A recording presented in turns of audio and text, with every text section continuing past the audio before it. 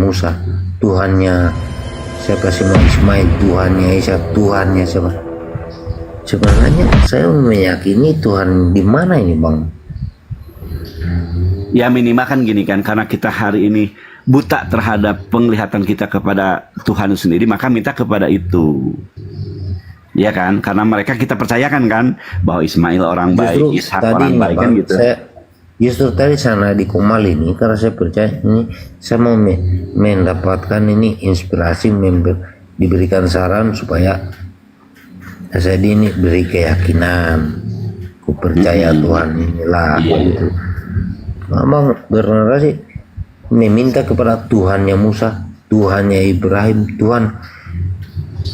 Tuhannya siapa yang seharus itu satu, Pak. Ya, kalau mau konsep Islam itu Tuhan mereka itu satu. Kan dia manusia kan, saya kan ngomong karena gitu. Jadi yang namanya manusia itu punya Tuhannya satu. Enggak, tadi Bapak bilang tidak, maksud saya gini. Tadi Bapak bilang mintalah kepada Tuhannya Musa, Tuhannya Ibrahim, Tuhannya. Maksudnya artinya ini bapaknya mempersulitkan saya malah ini. sorry. Maksudnya gini ya, kami mempercayai bahwa begini bang. Tadi Bang bilang mintalah kepada Tuhannya Musa, Tuhannya Ismail, Tuhannya Ishak. Apa mereka punya Tuhan itu berbeda-beda? Enggak, justru gini, kenapa saya bilang begitu? Karena kami menganggap dan meyakininya Tuhan dia itu satu. Anda kan di kitab Anda ada tertulis tuh ya, ada kata Musa, Moses, ada Abraham, Ibrahim, ada David atau Daudnya kan gitu. Di kitab Anda tuh. Artinya mereka adalah orang-orang yang diceritakan di kitab Anda. Dan mereka adalah dipercayakan sebagai itu utusan Tuhan kan, atau Rasul Tuhan. Berarti Tuhannya satu dong, ya satu. Nah karena kita sedang dalam pencarian, belum bisa menentukan mana yang sebenarnya, panggil semuanya, wahai Tuhan yang telah mengutus Daud. Minta maaf Bang, tadi saya mungkin salah mengerti bahasa Abang, tapi saya bertanya saja. Iya, bagus. Justru saya tadi yang harus minta maaf. Ya kalau ternyata cara tangkap Anda tadi katanya Abang, mintalah kepada Tuhannya Musa, Tuhannya Ismail, Tuhannya Ishak. Berarti mereka itu masing-masing punya Tuhan. Terus Tuhan siapa yang mau ikut? Nah itu yang salah tangkap. Jadi kalau pangan ini diciptakan oleh kan saya bilang saya juga minta maaf Bang. Saya aman. Saya luruskan karena penilaian saya begitu, saya menanggapi tadi. Betul.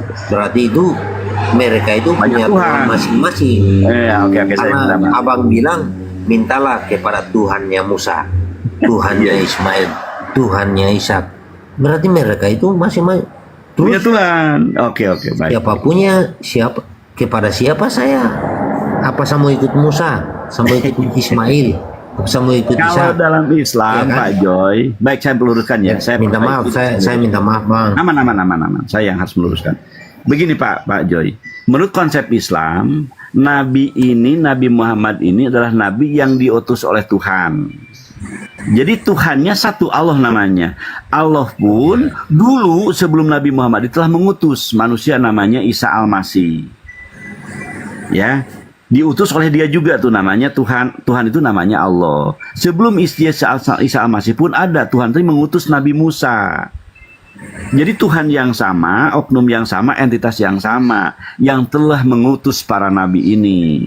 Kenapa harus diutusnya para nabi? Karena tadi banyak orang-orang keliru menganggap Tuhan, salah memposisikan Tuhan.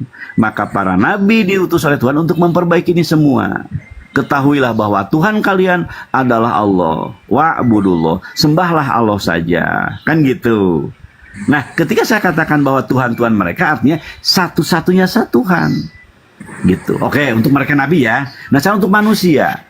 Adanya Pak Joy dikehendaki oleh Tuhan yang satu. Adanya Pak Angon dikehendaki oleh Tuhan yang satu. Yang itu juga. Maka Anda bisa meminta, wahai Tuhan, bantulah aku. Wahai Tuhan, Tuhannya Pak Angon. Wahai Tuhan, Tuhannya Pak Benilim. Wahai Tuhan punya Tuhannya Ayu Dewi. Tuhannya Pak Inspirasi. Tuhannya ada yang sekarang 600 orang. Tuhan yang sama. Tolong aku, bantu aku. Itu nggak ada masalah. Meminta Tuhannya kami ini gitu kan.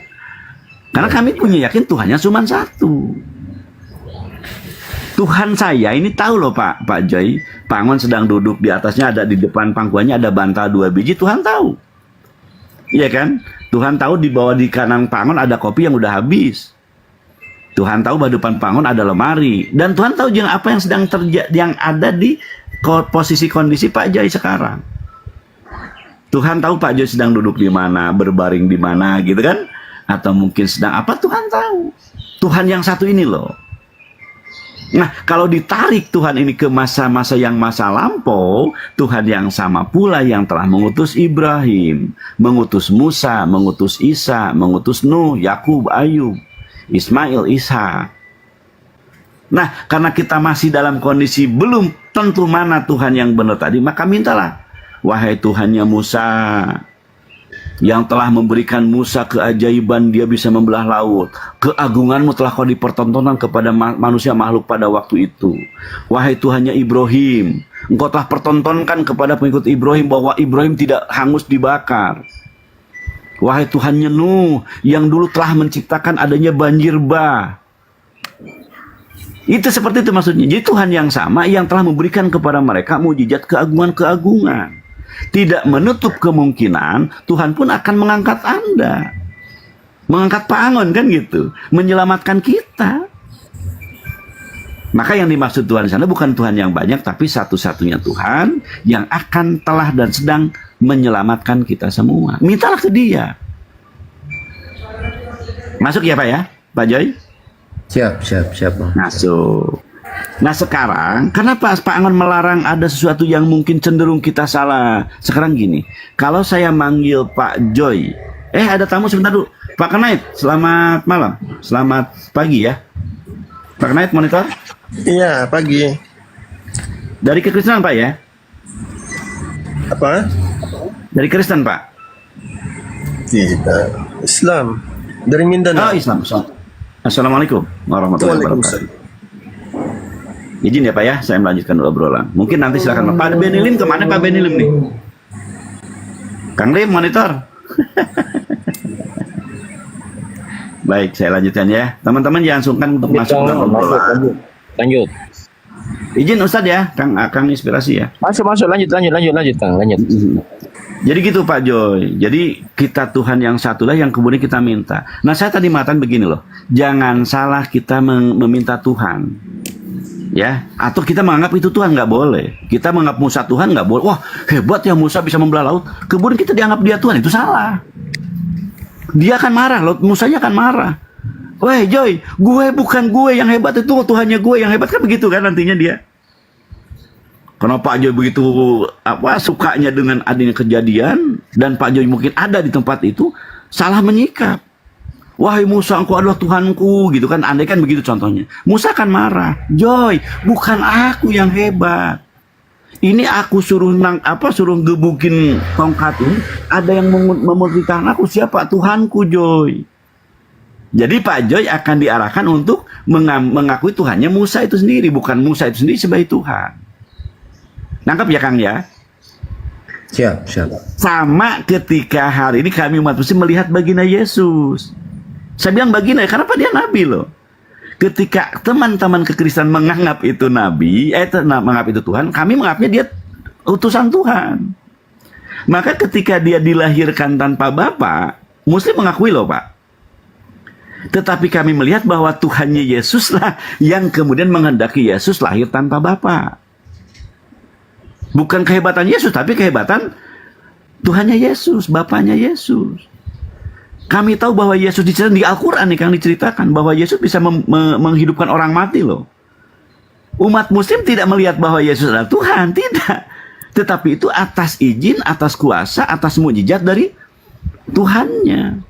Dia dapat mukjizat itu dari izin Tuhannya. Siapa? Bapak. Di Al-Quran ada menceritakan tentang Yesus enggak Bang? Kalau bahasanya bukan Yesus tapi Isa, saya minta maaf, namanya Isa Al-Masih. Tapi kami percaya bahwa dia adalah sosok yang sama yang diceritakan berbeda. Gitu ya. Kalau di Islam nih Kang. Jadi Yesus ini adalah Isa juga. Isa adalah Yesus. Cuma diceritakan berbeda. Kenapa? Karena ibunya sama-sama Maryam. Yang satu Maryam, yang satu Maria. Deket lah gitu kan. Kalau Yesus, kalau sebelumnya namanya itu Isau, kalau bahasa Ibraninya. Islam menyebutnya Isa. Kalau teman-teman dari kekristenan karena ngambil dari Yunani, Yesus. Tapi tidak sama kan? Berarti maksudnya kalau di Alkitab itu Yesus, kalau di Al-Quran Isa. Isa, gitu ya. ya. Kalau di Aramaik namanya Isau. Jadi sama ya. Untuk sementara Anda ikuti aja narasi saya karena jangan sampai terbelit nanti. Ikuti aja narasinya, gitu kan. Nah sekarang betapa kecewanya Isa atau Yesus ketika apa? Ketika dia dihebatkan oleh Tuhan, terus kita mempertuhankan dia, dia marah dong. Gini bang. Terus kalau di Alkitab kan ada diceritakan, ada firmannya penyaliban Yesus. Kalau di Al-Quran itu ada nggak penyalibannya? Nah itu bagus kan, pertanyaan yang bagus. Kalau kami menurut penjelasan dari Tuhannya umat muslim, Tuhannya alam semesta ini berkata kepada kami bahwa dia itu tidak dibunuh, tidak disalib. Dia diselamatkan oleh Tuhan.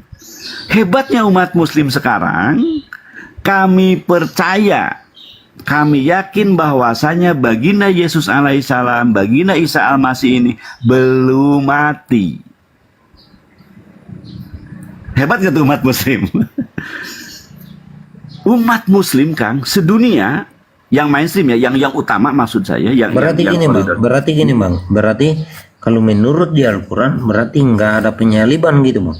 Tidak terjadi penyaliban. Karena track Tuhan itu, kebiasaan Tuhan itu ketika dia mengutus makhluknya yang kemudian kita sebut nabi atau rasul, itu dijaga oleh dia.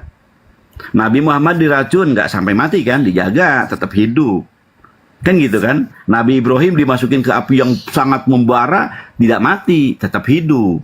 Nabi Musa dia udah nggak bisa ke kanan ke kiri, udah nengok kanan kiri nggak bisa selamat, ya kan. Kata Tuhan, wahai Musa, ketok tuh tongkatnya gitu kan, terbelah laut, diselamatkan. Jadi Kang, kalau Islam itu dia konsisten, tetap melihat apapun yang terjadi pada orang-orang terdahulu, orang-orang mulia itu, kami tetap istiqomah. Diakui oleh Islam, dibenarkan oleh Islam. Intinya gini bang, berarti di Al-Quran itu nggak ada penyaliban, nggak ada. Tidak ada, betul. Tidak ada. Tidak ada penyaliban Pak dalam Islam. Tetapi itu pun kan karena tadi Tuhan berhak untuk menyelamatkan. Iya. Izin bangun. Ya silakan Hai. Di dalam Islam itu ada penyaliban. Di dalam Al-Quran itu tertulis penyaliban ada. Hanya yang disalib itu bukanlah Nabi Isa. Baginda. Yesus bukan. Tapi orang yang diserupakan. Sedangkan baginda Yesus atau baginda Isa alaihissalam itu diselamatkan oleh Allah, oleh Tuhan. Ya, saya ralat. Pak Beni, dilanjut. Pak Joy, saya minta maaf. Betul kata Pak Beni, penyaliban tetap terjadi, tetapi bukan baginda. Lanjut Pak Ben. Iya, mungkin yang dimaksud Pak Angon itu penyaliban itu yang dimiliki keyakinan saudara kita yang Kristen. Seperti itu mungkin. Iya, itu kan tadi maksud saya. Kan kalau macam di kita itu di Kristen kan penyaliban itu ada. Itu makanya saya tadi bertanya. Berarti kalau di Al-Quran itu nggak ada penyaliban. Kata Pak siapa tadi? Pak Anggo nggak ada. Ada Pak, ada. Oh, ada. Prosesi penyaliban itu ada tertulis dalam Al-Quran. Ada. Tapi bukan. Iya. Ya silakan. Itu bagaimana? Hanya bagaimana? Saya perbaiki kalau gitu Pak Ben. Pak Joy, saya harus minta maaf ya, saya tarik kalimat saya Pak Joy ya. Saya keliru tadi menyampaikan. Jadi benar ada tetap penyaliban, terjadi penyaliban pada zaman itu, tetapi orangnya bukan baginda Isa alaihissalam, bukan baginda Yesus. Ada penyaliban, tetapi yang disalib bukanlah dia gitu. Ya. Bahasa Qurannya diserupakan. Jadi ada orang yang diserupakan dengan dia dan dia kemudian. Sekarang gini. Maksudnya izin Pak saya bertanya saja. Boleh. Maksudnya, ya. Kalau menurut Al-Quran itu ada penyaliban. Ada kan? Ada. Ada. Tetapi bukan Isa yang disalibkan. Kalau menurut Al-Quran Isa kan Yesus, Betul. ya kan? Itu kan bukan dia, tetapi dia diserupakan. Ada penyaliban, terus siapa yang menyerupai dia? Siapa yang disalibkan kalau bukan dia? Nah di sini Allah Subhanahu tidak menyebutkan, Pak. Saya juga harus minta maaf ya. Di Al-Quran tidak disebutkan secara letterlek orangnya. Tuhan Allah hanya menjaga kepada kami, mereka tidak membunuh dan tidak menyalibnya, tetapi orang yang diserupakan gitu. Jadi kalau Bapak nanya orangnya, mohon maaf kami di Al-Quran kami tidak disebutkan. Adapun orang-orang tua kami memberikan semacam penjelasan, tafsir atas ayat itu ada sebut nama.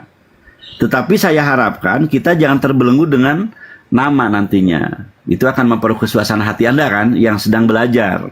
Untuk sementara di skip aja dulu, di hide. Maksudnya ya namanya juga saya baru belajar Pak, saya bertanya. Betul. Kan menurut Al-Quran ya, makanya saya bertanya ya kan. Betul. Jadi gini Bang Joy, kenapa Al-Quran tidak menyebutkan satu nama? Nah ini kan jadi pertanyaan tuh.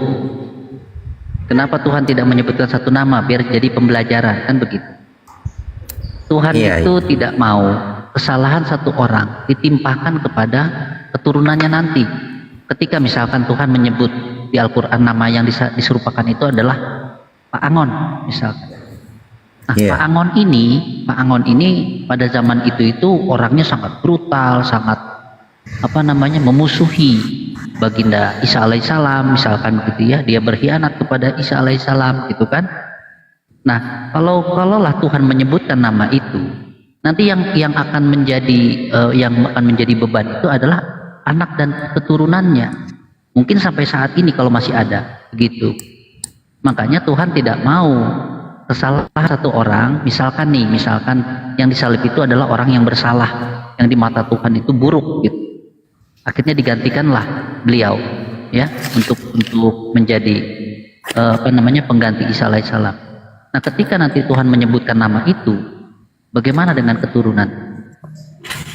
Makanya Tuhan tidak mau menyebutkan namanya karena menjaga yang bersalah dia saja, tidak perlu menyangkut paut nanti anaknya, cucunya, semuanya sampai nanti sekarang ke bawah-bawah. Begitu. Itulah cara Tuhan untuk menyelamatkan orang manusia begitu. Iya. Tapi yang jelasnya Pak, minta maaf kalau saya bertanya. Yang jelasnya juga pasti nanti orang bertanya itu. Ya saya minta maaf Pak, saya ini kan orangnya ya saya bertanya aja. Ya mungkin kalau ada pemikiran yang picik ya, pemikiran piciknya tuh begini. Kan kasihan orang itu nggak punya dosa, nggak punya apa, tiba-tiba disalibkan. Nah itu pemikiran piciknya kan seperti itu. Iya. Betul nggak Pak? Orang nggak punya dosa kok disalibkan gitu kan? Tiba-tiba suruh ngegantiin Isa gitu kan? Entah orang lagi lewat itu diambil sama Tuhan disalibin, bisa jadi kan begitu. Berarti itu, tetapi jelas ada penyaliban. Jelas ada penyaliban. Tetapi tidak disebutkan namanya siapa yang menyerupai dia. Siapa? Karena Isa alaihissalam diselamatkan. Seperti Pak Angon untuk tadi kita katakan. mengetahui itu kemana itu Pak? Ya, tadi Pak Angon sudah mengatakan bahwa ulama kami tafsir itu mengatakan di kemungkinan yang disalib itu adalah Yudas Iskariot namanya. Kemungkinan ya, mohon maaf. Bahasanya masih kemungkinan. Iya. Tapi kalau kemungkinan itu berarti nggak jelas itu. Nggak jelas. Makanya itu tadi di Al-Quran tidak disebutkan. Karena Tuhan menjaga. Ya itulah, gitu. Menjaga. Ya gini bang. Maksud saya sudah diakui. Maksudnya kita sama-sama mengakui ada di Al-Quran juga ada penyaliban. Itu kan di Al-Quran itu nggak dijelaskan siapa, tapi dijelaskan menyerupakan. Diserupakan. Siapa yang diserupakan itu? Siapa yang disalibkan? Jelaskan, orang bertanya, siapa yang diserupakan? Siapa yang disalibkan? Ya kan? Kalau menurut di Kristen itu, ya kan itu Yesus yang disalibkan. Nah, kalau yang menurut jadi keyakinan pertanyaan saudara ini, kita yang Kristen, iya, istilahnya Yesus kan yang disalibkan. jadinya kan misterius itu bang, iya kan? Jadi begini, Pak, di dalam ranah keimanan itu, ya kita beriman. Nah, di ranah keimanan itu ada sesuatu hal yang tidak bisa kita lampaui, karena itu hak prerogatif Tuhan. Sepakat nggak? Maksudnya Ada gimana? hal-hal yang tidak bisa, ada hal-hal yang kita, Bagaimana? ya, dalam ranah keimanan, kita sebagai umat manusia yang mempunyai iman, punya Tuhan, itu kita meyakini bahwa ada hal-hal yang tidak kita bisa lampaui, yang tidak kita bisa jangkau, atau yang tidak bisa kita ketahui, karena itu hak daripada Tuhan itu sendiri. Tapi Tuhan itu memberi kisi-kisi. Kira-kira tahu nggak kisi-kisi? Kisi-kisi itu, saya, ya oke lo tahu. itu perumpamaan ya. Bocoran lah ya. Bocoran sedikit-dikit gitu, dikasih bocoran sedikit gitu. Nah, makanya kalau dalam ranah keimanan atau kita dengan Tuhan itu ada hal yang memang kita tidak bisa menjangkau itu. Gini bang, maksudnya ini dalam hal keimanan ada gimana tadi, ada hal-hal yang dari Tuhan yang kita tidak perlu tahu. Gini mungkin bahasanya Pak Benny ya, Pak Joy. Ketika sesuatu tidak tertulis dan tidak dikabarkan oleh Tuhan kepada kami, kepada kita, pasti ada niat dan maksud Tuhan. Kan gitu ya? Betul ya? Jadi sesuatu yang hari ini tidak tertulis di dalam kitab suci kami atau wahyu tersebut tertulis, artinya ada sesuatu yang dimaui Tuhan. Kami percaya loh Pak Joy. Quran itu ketetapan dari Tuhan dan telah terpelihara sedemikian rupa. Adapun ini pertanyaan, kenapa ini kok dijelaskan? Itu ada maunya Tuhan. Saya sebagai orang Islam tentunya berserah diri kan kepada Dia. Ya Allah, Engkau yang Maha tahu apa yang dimaksud darimu, kan gitu, dengan apapun hari yang terjadi. Kan gitu kan? Maksud saya gini bang, kita kan ini sebagai manusia, kita kan jujur saja, saya juga, ya ini pribadi saya bicara pribadi saya. Saya mau mempelajari, ya kan? Ya. Yang jelasnya saya mempelajari ini, saya mau mencari kebenaran, ya kan? Kalau ya, bagaimana tadi Abang Benny bilang ada yang tidak bisa dijangkau, tidak dilampaui. Terus bagaimana kita harus mengenal, bagaimana kita mengetahui kalau, iya kan? Nah mungkin poinnya gini Pak Joy, kalau saya arahkan poinnya dulu ya. Pertama, ini orang, ini makhluk, ini hamba Tuhan, ya, yang mulia ini intinya dia tidak tersalibkan. Artinya Tuhan telah menjaga, memelihara dan menyelamatkannya. Kan gitu. Sebagaimana track record dari Tuhan sebelumnya, Musa tidak dicelakakan, tidak tercelakai, Ibrahim tidak tercelakai. Kan gitu kan, Nabi Nuh pun tidak tercelakai kan. Artinya ada track Tuhan yang mempertahankan eksistensi mereka untuk melanjutkan. Sekarang begini Pak, begini Pak. Kita, maksudnya saya punya pertanyaan saja. Tadi dari awal Bapak bilang tidak ada penyaliban. Bapak ralat ada penyaliban. Saya perbaiki lagi, ada penyaliban tapi bukan baginda. Iya. Dengar dulu Pak. Saya terjebak salah lagi saya ngomong nanti. Iya. Tadi Bapak sudah ralat. Sekarang sudah diakui ada penyaliban. Sekarang penyaliban apa? Ada. Di Kristen itu Yesus yang disalib. Di Al-Quran diserupakan. Ya. Di Al-Quran tadi menurut Al-Quran itu tidak disebut namanya. Betul. Terus bagaimana kita mengetahuinya? Apakah kita harus percaya dengan hal-hal seperti itu kalau tanpa sepengetahuan yang jelas? Gimana itu Pak? Nah ini gini Pak. Jadi gini loh. Tadi kan saya sudah sampaikan, ada ranah-ranah yang kita tidak bisa melampaui kehendak Tuhan. Jadi gini, kalau Al-Quran tidak menyebutkan, kami sebagai umat tidak berani menambahkan. Kalau misalkan kami tambahkan ya, misalkan nih Al-Quran daripada jadi polemik di antara umat Islam, udah aja tambahin, toh nggak ada yang tahu. Soto Pada ya zaman kan dulu ya, pada zaman dulu nih, pada zaman Nabi Muhammad ketika menerima wahyu ya. Kalau Nabi Muhammad mau, dia bisa tambahkan, Pak. Tapi karena itu perintah dari Tuhan, Nabi Muhammad nggak mau tambahkan. Karena perintahnya seperti itu, wahyunya seperti itu, ya itulah yang dituliskan oleh baginda Nabi Muhammad. Berarti gini Pak, berarti wahyu dari Allah itu ke Muhammad, dia berarti tidak dari Allah itu tidak disebutkan ke Muhammad untuk menyampaikan siapa yang diserupakan gitu namanya. Tidak disebutkan. Begitu. Jadi kalau misalkan gini Pak, kalaulah Nabi Muhammad mau ya mengarang cerita, dia sebutkan saja satu nama, dua nama, toh bebas. Pada zaman itu orang nggak ada yang kenal kok. Iya, ngerti saya, yang ngerti. Berarti gini Bang, itu kan Nabi Muhammad menerima wahyu dari Allah. Berarti Allah tidak menyebutkan namanya siapa yang diserupakan. Betul. Iya kan? Iya. Kan intinya kan gitu. Kalau menurut ini logika diskusinya kita ini, menurut pembicaraan kita ini, berarti Allah tidak menyampaikan ke Muhammad siapa Kang Joy, izin saya berkomentar dikit ya. Saya semakin yang diserupakan, pagi makanya ini, Muhammad tidak menyampaikan siapa namanya. Iya. Sebentar saya komentar dikit ya, Pak Joy. Iya. Semakin pagi ini Anda semakin hebat, narasi Anda semakin akurat. Saya harapkan ini dilanjutkan terus. Ya, nggak apa-apa. Anda komplain, Anda protes bagus. Tapi tetap dalam koridor seperti ini ya. Saya suka dengan ini. Pak Joy, lanjutkan ya. Pak Ben, lanjut Pak Ben. Izin turun dulu. Oh iya, Pak Knight. Terima kasih banyak. Assalamualaikum. Waalaikumsalam warahmatullahi wabarakatuh.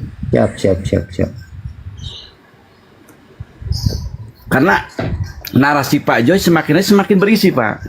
Saya tidak marah ketika Bapak narasi itu bagus, tapi tetap ya dijaga ini, dan kita insya Allah akan memaksimalkan jawaban kami, memaksimalkan sehingga Anda semoga terpuaskan gitu kan pada akhirnya.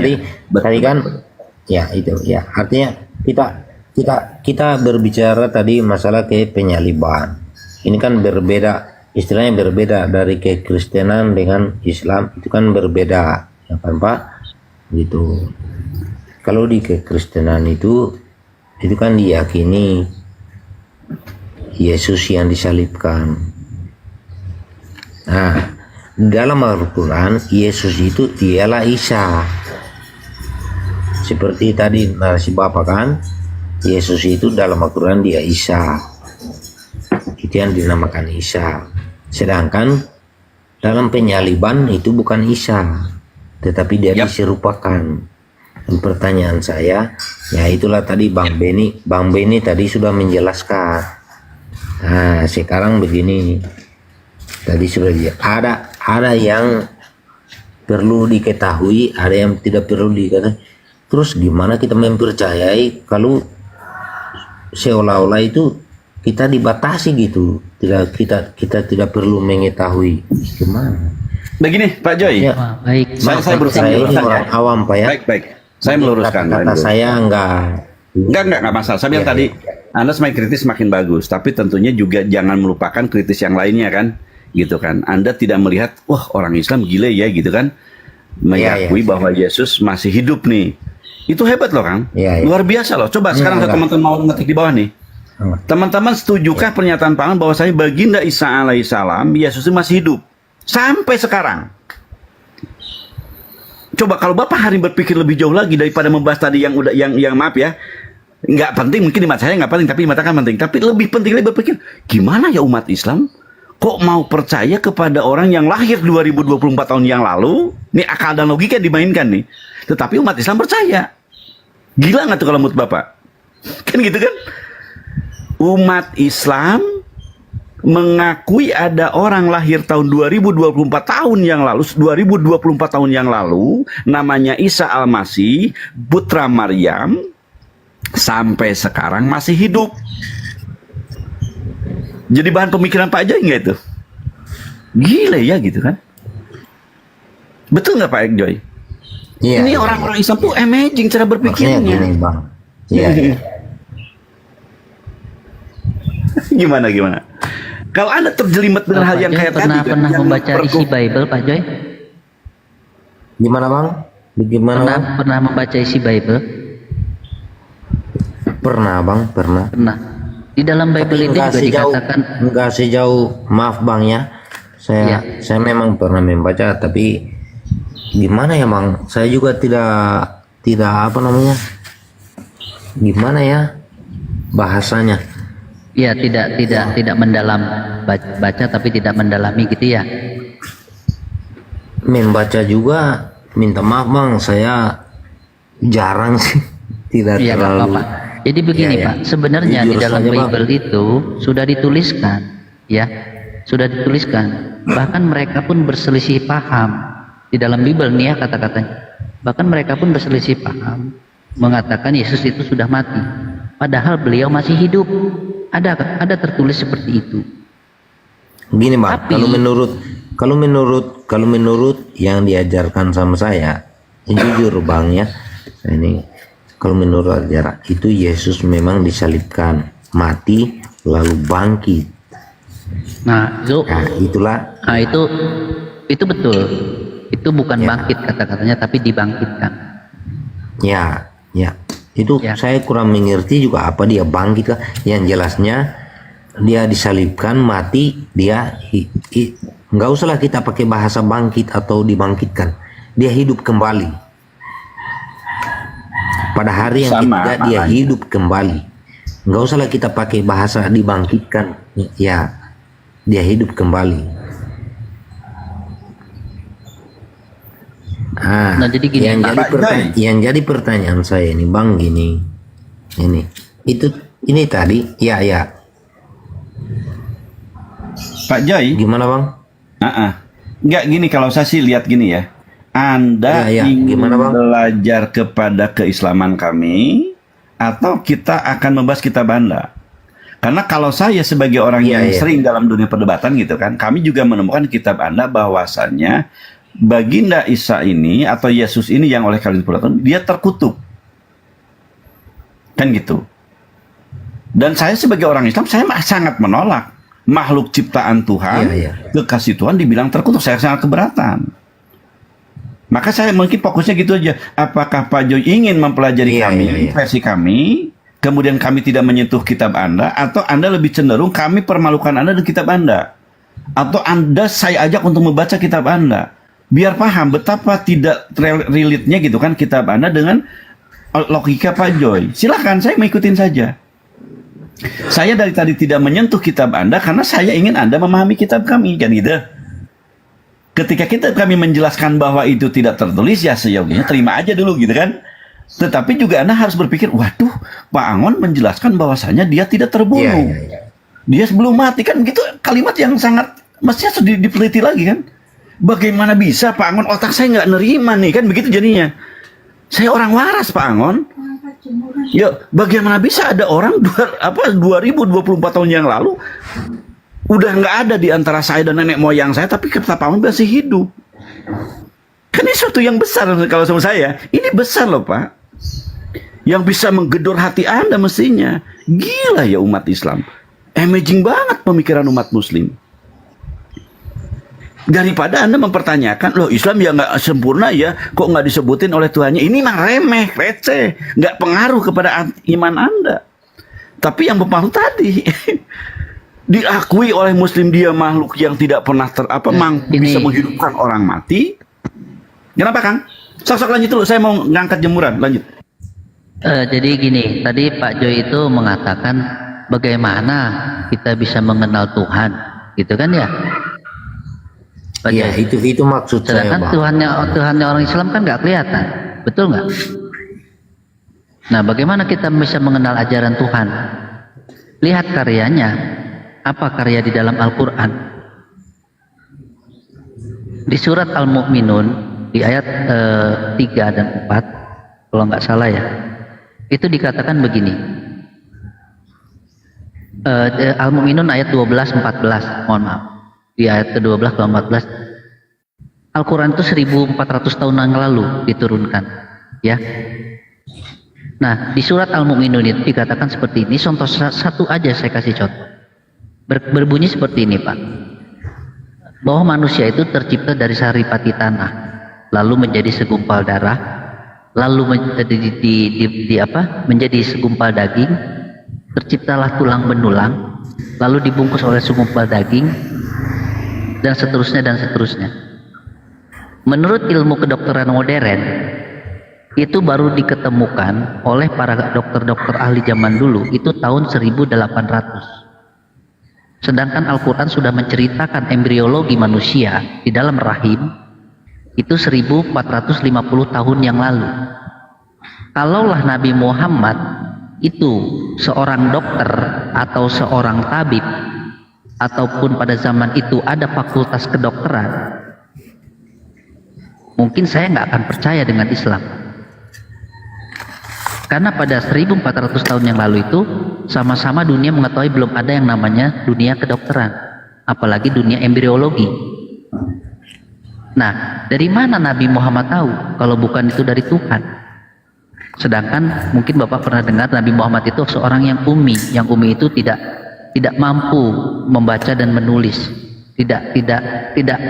bukan tidak mampu, tidak pandai baca tulis gitu.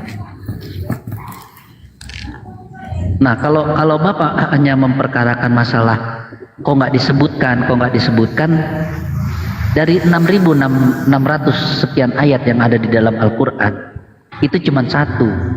Sebenarnya banyak. Kalau Tuhan mau buktikan banyak. Contoh seperti cerita Fir'aun, bagaimana Al-Quran menjelaskan akan menjaga jasadnya agar menjadi contoh kepada kalian. Begini Bang, karena jujur, saya sudah mempelajari itu. Katanya saya sudah sedikitnya sih, saya sudah masuk ke mempelajari Al-Quran sih, jujur saja.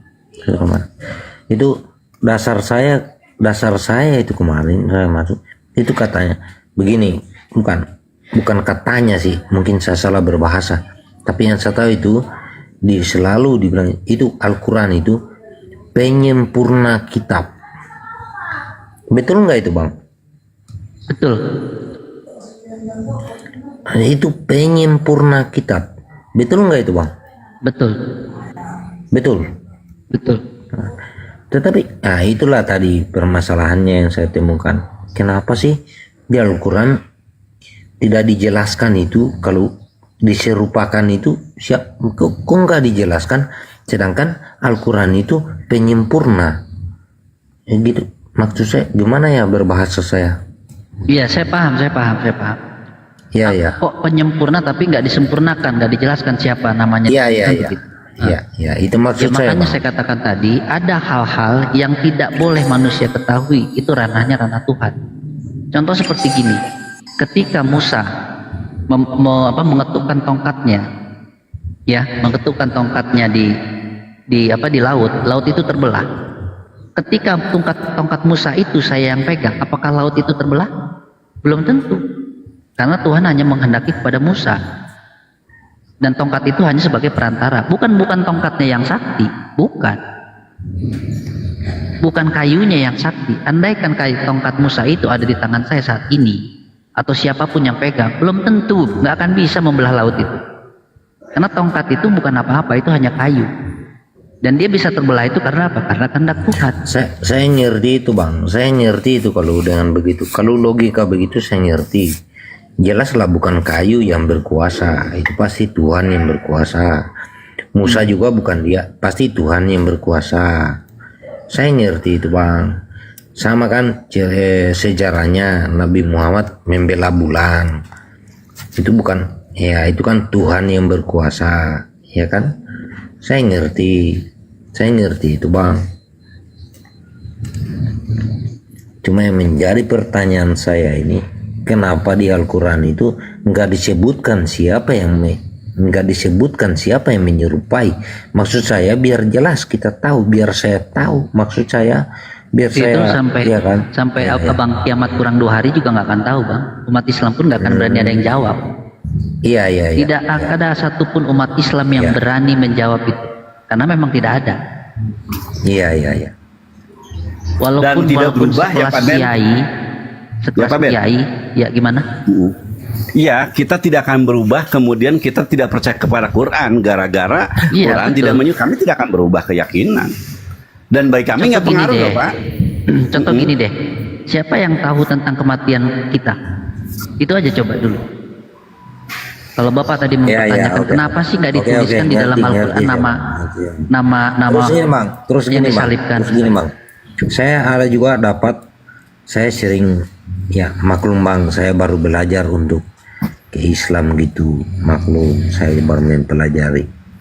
Apa saya harus, karena saya ada juga saya membeli kayak hadis-hadis. Yang mana yang saya harus itu bang? Apakah Al-Quran atau hadis-hadis atau apa itu bang? Ya, di dalam Al-Quran itu, di dalam Islam itu ada dua. Pak Ben. Quran dan Pak Ben, mohon maaf. Gimana? Pak Ben. Ya, lanjut. Baik. Pak Joy, PR, gini Pak Joy. Apakah Siap, siap. mending Anda bertanya atau kami narasi dulu? Karena kalau Anda nanya, bagus, sebenarnya bagus silakan, tetapi nanti tidak akan jomplang, Pak. Banyak materi-materi yang kemudian belum tersampaikan oleh Bapak tanyakan, akhirnya Bapak merasa bingung. Tapi kalau kami marhalah dengan secara bertahap, Bapak terbimbing, terarahkan, sehingga nanti pertanyaan apapun yang Bapak miliki akan terjawab dengan sendirinya. Siap bang, siap. Gitu ya.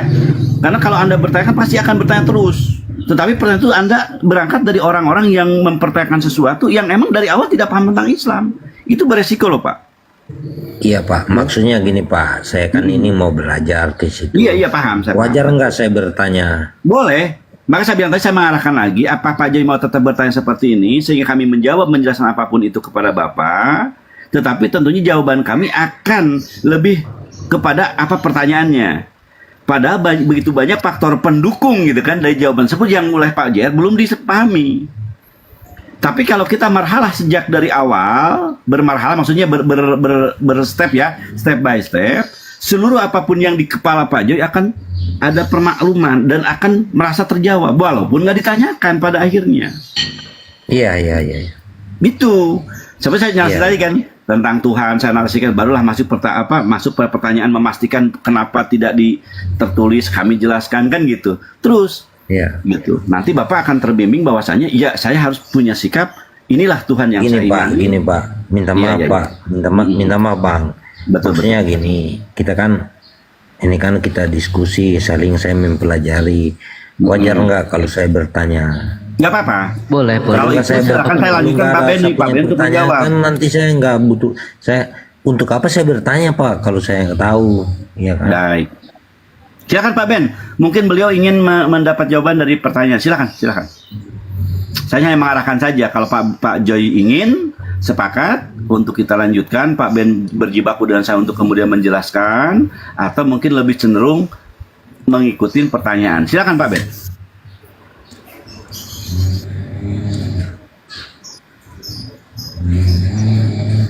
Sebentar, ini ada saudara kita yang baru masuk. Assalamualaikum, Ahina Jibril, Utina Pera. Waalaikumsalam warahmatullahi wabarakatuh. Masya Allah. Waalaikumsalam. Assalamualaikum buat semuanya. Waalaikumsalam. Tangan, ya, Yap. ya. Bunda dari jam 1 malam nih sama host, sama tadi masih ada Ustaz Nadi ya. Sampai ketiduran. Jadi gini, kalau memang Pak Joy ini pengen belajar tentang Islam sudah cukup lah, kira-kira dari Pangon, dari semua. Gimana kalau kupas dari Bibelnya aja gitu? Biar tahu itu Yesus bagaimana di Galatia 3:13. Silakan Jibril atau Pak Angon, Bunda standby, Bunda hanya mantau koma. Lanjut. Saya serahkan kepada Jangan Pak tidur, Jer siapa aja. yang tidur? Ini Pak Jer, izinkan saya memperkenalkan Anda dengan sahabat kaya Pak Jibril. Pak Jibril, perkenalkan nih Pak Joy, katanya sih ingin belajar tentang keislaman. Semoga Hina menjadi bagian ya penyampai apa yang beliau Masya Allah, sampaikan. Insya Allah. Bang Jai non Muslim ya berarti ya?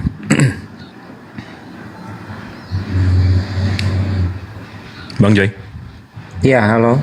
iya, abang non Muslim berarti ya? Saya ya non Muslim bang. Abang abis itu berarti abang Kristen bukan? Buddhis, Hindu, Saya Kristen bang. Kristen. Abang percaya Tritunggal berarti? Kalau masalah kepercayaan bang, ya Saya sih KTP Bang Kristen. Bukan, Makanya saya naik tapi di abang Komal ini. berarti abang mengimaninya Tritunggal atau G only atau gimana pemahaman abang soal Tuhan? Karena dari situ kita bisa berangkat memahami Al-Quran dan Islam. Saya diajarkan Pak, saya Kristen, saya diajarkan Tritunggal Pak. Oh, Tritunggal ya. Berarti Triteos ya. Saya juga nggak tahu itu Pak, gimana Tritunggal, Triteos apa, saya nggak ngerti saya. Astagfirullahaladzim. Kalau mau menanyakan Iya, berarti masalah hal itu Pak, saya Iya, enggak. Pak, nggak tahu saya Pak. iya. Saya rasa muslim-muslim di sini pasti lebih paham soal keagamaan atau ketuhanan abang daripada abang sendiri. Kalau abang udah mengakuinya, kalau memang Tuhan abang nggak paham soal Tuhan abang. Jadi apa bang yang abang mau tanyain soal Islam? Ya tadi kan Bang, saya izin ya Bang, kalau saya salah. Tadi saya lewat di Komal ini, saya naik Bang, saya ingin mendengarkan, saya ingin bertanya. Tapi ya maklum lah Bang, saya orangnya awam. Ya. Saya ingin belajar lebih gimana gitu, buat gimana, apakah mungkin biar saya dapat yang jalan benar gitulah, merubah saya punya teori. Jujur tadi dengan abang-abang ini saya sudah terbuka masalah kehidupan saya Pak, gitu Bang. Terus apa yang abang mau tanyain soal Islam bang? Enggak, tadi kan saya cuma ingin mempelajari Bang gitu. Saya ingin mempelajari, terus saya bertanya masalah tadi ada penyaliban, masalah apa semua. Yang terakhir itu mungkin saya ingatkan lagi Pak Joy, antara Quran Ya. dan hadis ya. Ya. Nah, mungkin itu aja diulang lagi biar Pak Jibril sahabat saya akan menjelaskan kepada Tadi gini Bang, itu saya bicara masalah gini, kan saya sudah. Bentar Pak Joy. Pak Joy Saya sebentar. membeli, ya. Bentar, Pak Joy. Maksud saya gini, kan, Enggak, Pak Joy sebentar. Gini Bang Jibril. Tadi Pak Joy itu mau bertanya seperti ini. Al-Quran itu kan kitab penyempurna daripada kitab-kitab terdahulu, kan begitu. Tapi Iya, kenapa iya. yang disalibkan itu tidak disebutkan namanya? Kalaulah itu kitab penyempurna, harusnya disebutkan. Tadi saya sudah coba untuk menjawab, Pak Angwan juga. Nah sekarang coba diperjelas sama Bang Jibril. Berarti Kenapa ada tidak disebutkan itu yang disalibkan siapa? Karena kan disebutnya kitab penyempurna. Seharusnya Oke. disebutkan. Izin sebentar ya Bung dan Pak Joy. Kalau dari Bapak bertanya nih, kita mau terangkan, Bapak diem. Jadi biar apa yang dibicarakan orang itu nangkep, masuk dari telinga ke kepala dan otaknya jadi berpikir, akalnya berpikir. Ya, dari jam 1 malam Pak ya. Lanjut Jibril. Iya, jadi Bang Joy, jadi betul Al-Quran ini kitab terakhir yang menyempurnakan Islam. Jadi Bang Joy, jadi sekarang ini sebelum ada Al-Quran, kita lihat sebelum ada Al-Quran ya, sebelum ada Al-Quran di catatan Keyahudian, Yesus itu dibilang, Nabi Isa ini dibilang, saya nggak kenal sih sama Yesus, tapi Nabi Isa ini di Yosua di abad 1 ini dicatat sebagai orang yang direjam, yang matinya direjam, habis itu digantung di pohon. Sementara itu dari Keyahudian. Habis itu dari kekristenan itu dibilang disalib dan bangkit seperti dewa-dewa pagan. Nah, jadi karena kekeliruan ini, jadi pendapat orang Kristen beda, pendapat Yahudi beda. Nah, kalau Al-Quran datang dan menyebutkan pihak lain lagi, apa bedanya Al-Quran dengan kitab-kitab yang sudah disadur-sadur sebelumnya? Jadi di Al-Quran justru Allah menitik beratkan bahwa Isa diselamatkan, itu poinnya. Tapi kalau soal yang digantikan, diserupakannya itu diapain dan namanya siapa, KTP-nya, tanggal lahirnya siapa dia, kenapa dia disalib dan seterusnya, itu nggak relevan dengan keimanan atau akidah kita. Make sense nggak, Bang Joy? Itu satu. Poin kedua, tadi abang nanya soal Al-Quran dan hadis. Al-Quran itu firman Allah subhanahu wa ta'ala. Firman Allah itu langsung kalimat-kalimatnya dari Allah. Contoh, Bismillahirrahmanirrahim. Ya ayyuhallazina amanu kutiba alaikumusiyam kama kutiba alal ladzina min qablikum la'allakum tattaqun. Itu perintah Allah langsung oleh dari Allah Subhanahu wa taala untuk kami pembacanya, untuk kami muslim. Itu perintah Allah untuk berpuasa, diwajibkan untuk kamu berpuasa. Nah, bagaimana kami berpuasa? Bagaimana kami kapan stop makannya? Kapan kami berbuka puasa? Apa yang boleh dilakukan? Apa yang tidak boleh dilakukan? Dan seterusnya. Kami bercermin dan melihat si penerima wahyunya. Jadi tugas Rasulullah, dan diceritakan di dalam Al-Quran juga, ada beberapa ayat seperti Al-Baqarah ayat 151, Al-Baqarah ayat 129. Ini memang diperintahkan oleh Allah Nabi Muhammad untuk menjelaskan isi Al-Quran. Nah, jadi Rasulullah ini cara kami, contoh yang tadi saya bilang di Al-Quran perintah puasa. Nah, bagaimana cara puasanya? Ya kami meniru Rasulullah, si penerima wahyu. Gitu Bang Joy. Jadi kalau abang mau menabrakkan antara Quran dan hadis nggak bisa. Karena sampai sekarang saya belum ngelihat sih di mana Rasulullah menabrak Al-Quran. Begitu abangku. Siap Bang, siap. Cuma maksud saya gini Bang, kan saya mau mempelajari Al-Quran, tapi kan ada juga dibilang hadis-hadis. Saya bingung Bang, yang mana ini? Oke, gini Bang. Oke, ini saya contohin lagi ya, bagaimana hadis itu menjelaskan, bagaimana Rasulullah menjelaskan tentang ayat Al-Quran. Di Al-Kafirun ayat 6, dikatakan di situ, Allah berfirman di situ, untukmu agamamu, untukku agamaku. Saya, tanpa penjelasan Rasulullah, saya akan menganggap ayat itu, oh berarti saya nggak boleh mencampuri agama orang lain, saya nggak boleh ini, untukmu agamamu, untukku agamaku. Tapi begitu kita pelajari ayat itu, asbabun nuzulnya, hadisnya, diceritakan bahwa Rasulullah waktu itu didatangi oleh kaum pagan Quraisy. Dan kaum pagan-pagan ini bilang, ya Rasulullah, ya Muhammad, tahun ini kami menyembah Tuhanmu, tahun depan kamu menyembah Tuhan kami. Maka turunlah ayat itu, untukmu agamamu, untukku agamaku. Jangan dicampur-campurkan. Jadi makna ayat itu, jangan mencampur-campurkan agama.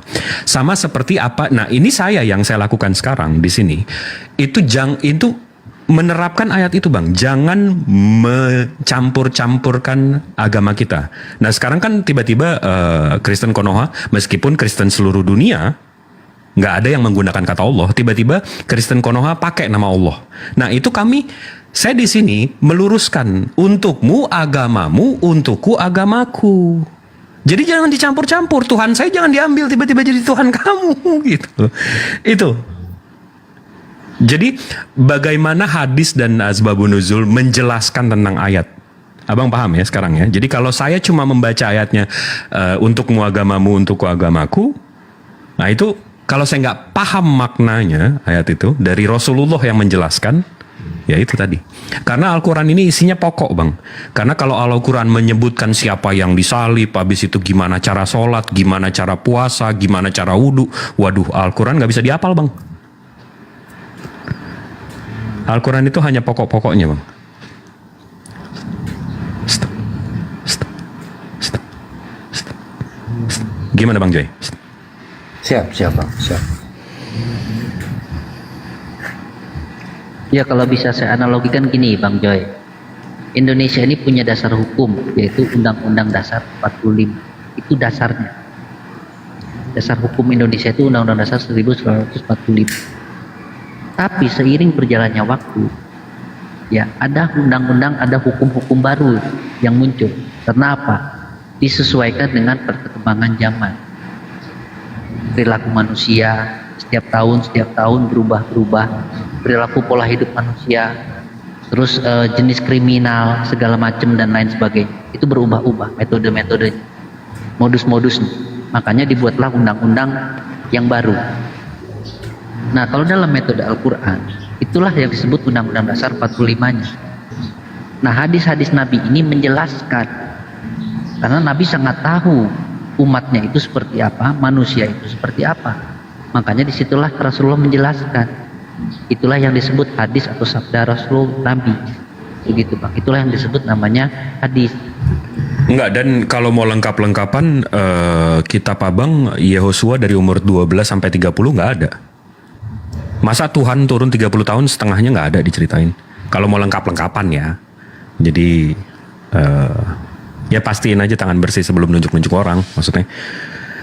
Gimana Bang Joy? Ini Bang Masaha, selamat Iya, pagi. selamat Gimana Bang Masaha? Sehat Bang? sehat. Haleluya. Oh, ini Bang Masaha bukan? Ya, iya Bang, ya betul. Kok suaranya lain? Ganti handphone? Enggak, ini baru bangun tidur kali Bang, suaranya agak ya gitu deh. Oke. Gimana Bang Joy? Ada yang mau ditanyain atau Bang Masa ada yang mau ditanyain? Karena Iwan Villa, kita mesti sadar ya. Kita mesti sadar at the end of the day, Muslim ini kerjaannya mengajarkan, menyebarkan, bukannya kita memang tugas kita akhirnya ujung-ujungnya ngajarin mulu. Iya, betul, setuju Bunda. Dari jam 1 malam ya host, Bunda sama-sama. Kalau dia bertanya nggak apa-apa, kita kasih tahu, kita mengajarkan, tapi bukan mengajak ya untuk masuk Islam. Masalah Pak Joy mau tetap di kekristenan, nggak masalah. Nggak ada ruginya buat kami umat Islam dan nggak ada ruginya buat Sang Maha Kuasa Allah Subhanahu Wa Taala. Tidak ada. Tidak ada ruginya buat Maaf Allah ya, Bu. Tuhan Ibu, semesta alam Ibu, ya. saya minta maaf Bu. Itu aja. Minta maaf Bu. Saya tidak berpikiran ke situ, tapi saya tadi ini hanya mau mengikuti, mau belajar gitu Ibu. Bukan berarti saya juga ini enggak, tapi dari niat saya mau belajar Bu. Ya silakan, Janganlah. kalau mau belajar silakan Pak. Ya, Saya kan udah bilang tugas kami umat Islam seperti apa yang dibilang Jibril betul. Kalau ada yang bertanya ingin tahu kami kasih tahu belajar. ya, tapi ya. kan seolah-olah tadi Ibu bernarasi, maksudnya bahasanya itu kan bukan ke situ, bukan. Oh, enggak gitu, ada Pak. juga gitu. Dari jam Belajar, 1 malam loh Pak, kalau memang mau belajar sudah dijawab, ditanya apa sudah dijawab, udah semua loh. Jadi sekarang kalau memang Bapak membuka hati untuk menerima Islam, mengetahui maksudnya gimana ajaran Islam, apa yang dikasih tahu oleh guru-guru Bunda semua, saudara Bunda, ya harusnya diterima dong. Jangan Bapak punya pemikiran lagi sendiri, bertanya lagi begini begitu. Bunda walaupun di bawah tadi menyimak loh, gak tidur ini sama sekali ya. Lanjut Jibril. Oh iya, kalau nggak salah sekarang tanggal 25 ya. Ya, terima Iya. kasih Ibu, terima kasih Ibu, khususnya kepada Ibu, terima kasih. Bang Joy, saya izin Bang Joy. punya, Bang. Bang Joy, Terima kasih, Joy nggak minta maaf Natalan. ya kalau ada salah kata saya, minta maaf semua. Siap, Bang Joy. Ada yang mau ditanyain lagi ya Bang Joy? Ada yang mau ditanyain lagi? Sudah, Bang. Dah. Nanti Tanya lagi Bang, tanya sebanyak-banyaknya, Kita Muslim saya di sini. nyimak saja di bawah, Bang. Saya nyimak di bawah saja, Bang. Nggak apa-apa Bang, di sini aja, santai aja. Enggak apa-apa, Bang. Parkur aja Bang. Temenin aku Bang. temenin masalah tuh di sini. Kalau enggak aku aja yang nanya deh. Saya sudah gimana? kelamaan ini, Bang Rex.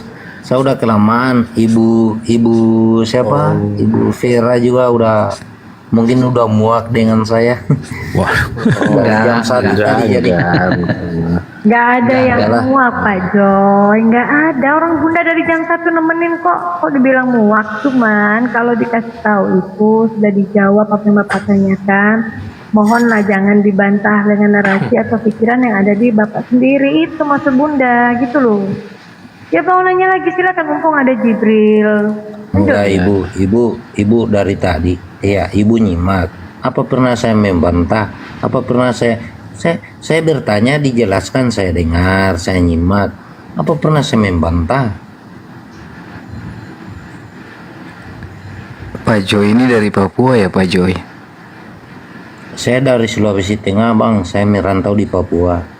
Oh ya udah, lanjut aja kajiannya sama Ki Jibril. Nggak apa-apa kok, nanya-nanya aja sama beliau. Assalamualaikum Ustadku. Waalaikumsalam guruku Ki Jibril. Ya Bang Rex. Oke, Iya. sekarang waktunya Bang Rex. Bang Joy parkun aja Bang. Aku aja yang nanya sekarang. Ya. Gimana Bang Masa? Oke, Bang Jibril. Begini Bang, Yesus ini kan buatku ini kan adalah ciptaan kedua ya kan. Nah, karena dia ciptaan kedua, artinya dia sama seperti Adam sebelum makan buah itu, ya. Dia masih punya 50% sifat ketuhanan, yaitu Yesus tidak bisa mati karena sakit penyakit karena menua. Nah, pertanyaan aku, kalau Yesus tidak bisa mati karena menua, lalu bagaimana cara kita mematikan Yesus ini? Selain dengan cara dibunuh atau disalib. Nah gitu Bang. Gimana? Jadi pertanyaannya gimana cara kita matiin Yesus? Bahaya juga pertanyaan. Iya. Gimana? Nggak, gimana? Satu-satunya jalan yang ada di kepala dia, satu-satunya jalan ditombak. Satu-satunya jalan itu.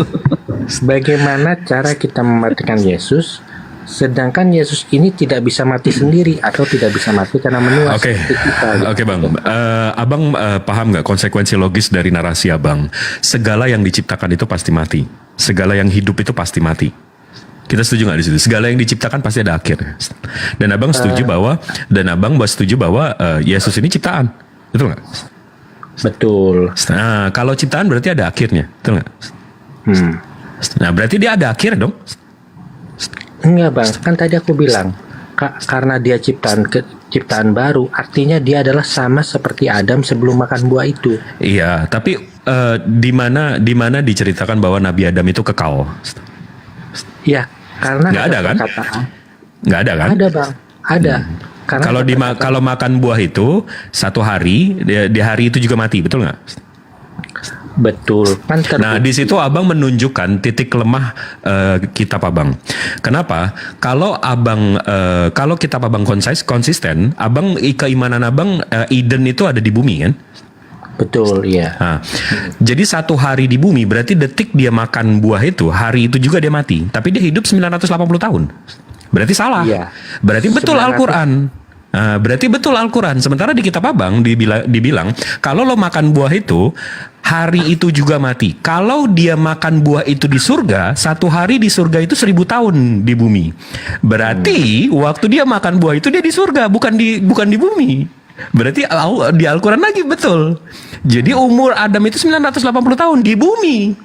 930 tahun Bang. 930 tahun, oke, 9 ya.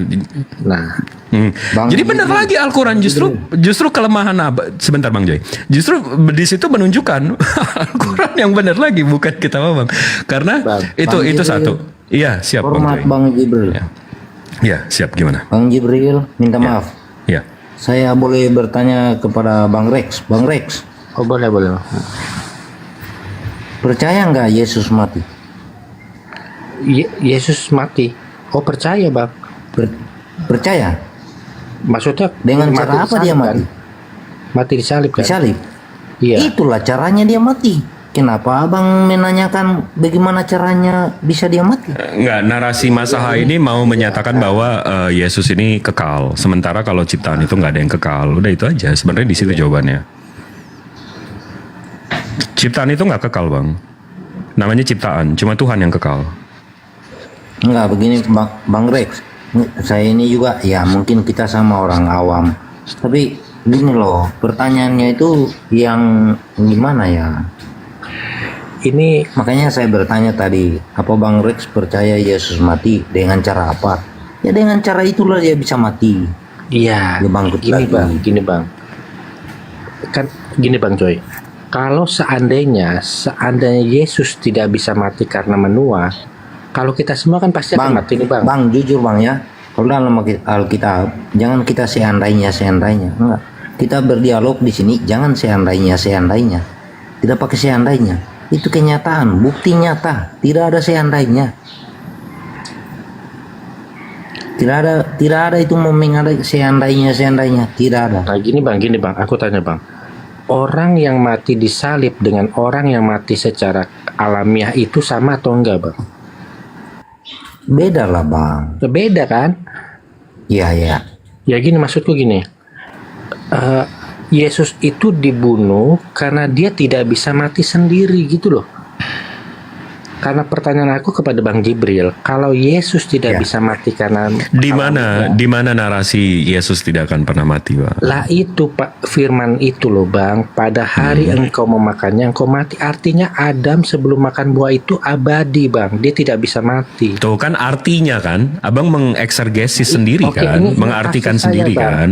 Ini Iya, kan kalau tafsir iya saya. itu di situ masalahnya. Nggak ada di pola pikir Abang atau cara Abang membaca kitab suci itu nggak ada dalilnya Bang, nggak ada dasarnya. Abang mau mengartikan karena itu dominasi Abang, denomisasi Abang kan banyak sampai 60.000 karena setiap orang yang membaca ya mentafsirkan sendiri.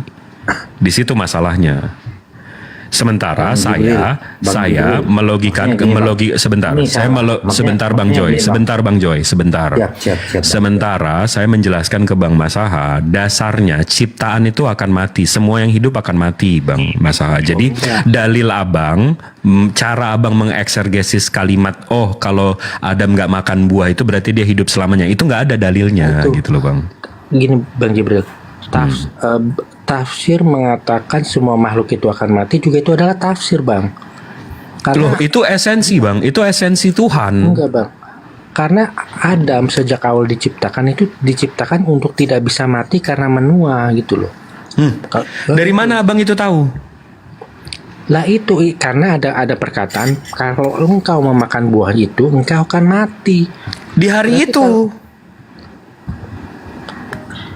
Mati hari itu juga. Iya Bang, kan ini yang berfirman mengatakan itu adalah Tuhan gitu loh. Kalau yang mengatakan itu adalah manusia, ya 1 hari sama dengan 1 hari. Karena ini yang mengatakan Tuhan, berarti 1 hari ini adalah 1000 tahun gitu loh. Enggak, justru keadaannya makan buah itu berarti buah itu ada di bumi atau di surga? Iya, oke. Kembali ke pertanyaanku aja Bang ya. Gitu. Gimana cara kita mematikan Yesus kalau dia tidak bisa mati karena menua? Dia makhluk pasti mati, nggak usah kita apa-apa juga pasti mati, orang makhluk kok. Ya, seandainya teoriku ini benar gitu, seandainya. Nggak ada dia bukan seandainya, faktanya faktanya dia makhluk. Iya. Faktanya dia makhluk, semua makhluk pasti mati. Iya. Nggak usah berandai-andai, dia makhluk. Iya. Oke deh, gantian sama Pangon dulu deh.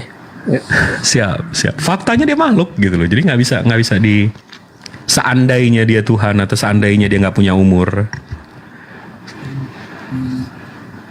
Ada yang mungkin izin Pak Kang Jibril, Kang Rek, Silakan. Ada sesuatu yang saya bilang tadi berkali-kali, sesuatu yang di logika kita nggak masuk, tapi iman mengakui itu.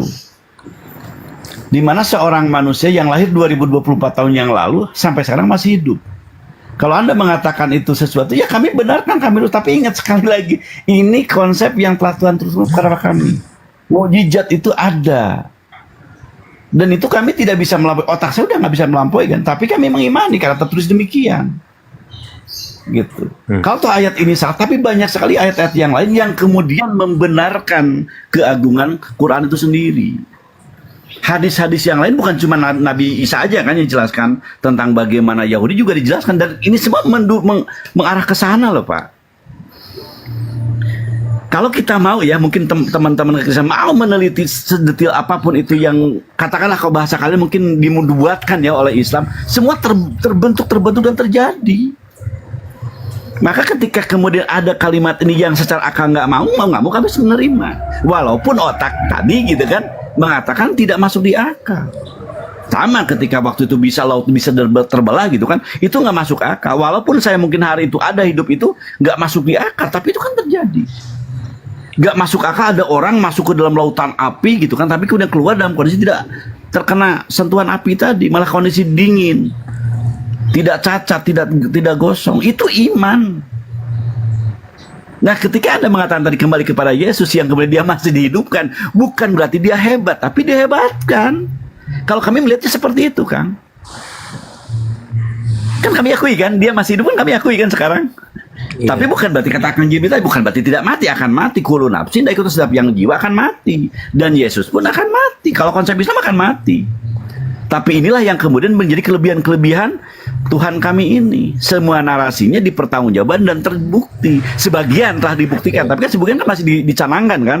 Ya ini mah nanti kita. Apakah saya atau anak saya atau mungkin cucu saya, cucu Anda, cucu kita gitu. Gini Bang, Yesus itu kan menurut umat Islam ini kan nggak mati ya kan. Dan Yesus ini sudah hidup selama 2000 tahun. Nah, itu kan membuktikan adalah ciptaan baru. Artinya dia melewati 1000 tahun. Artinya dia tidak mewarisi dosa waris itu.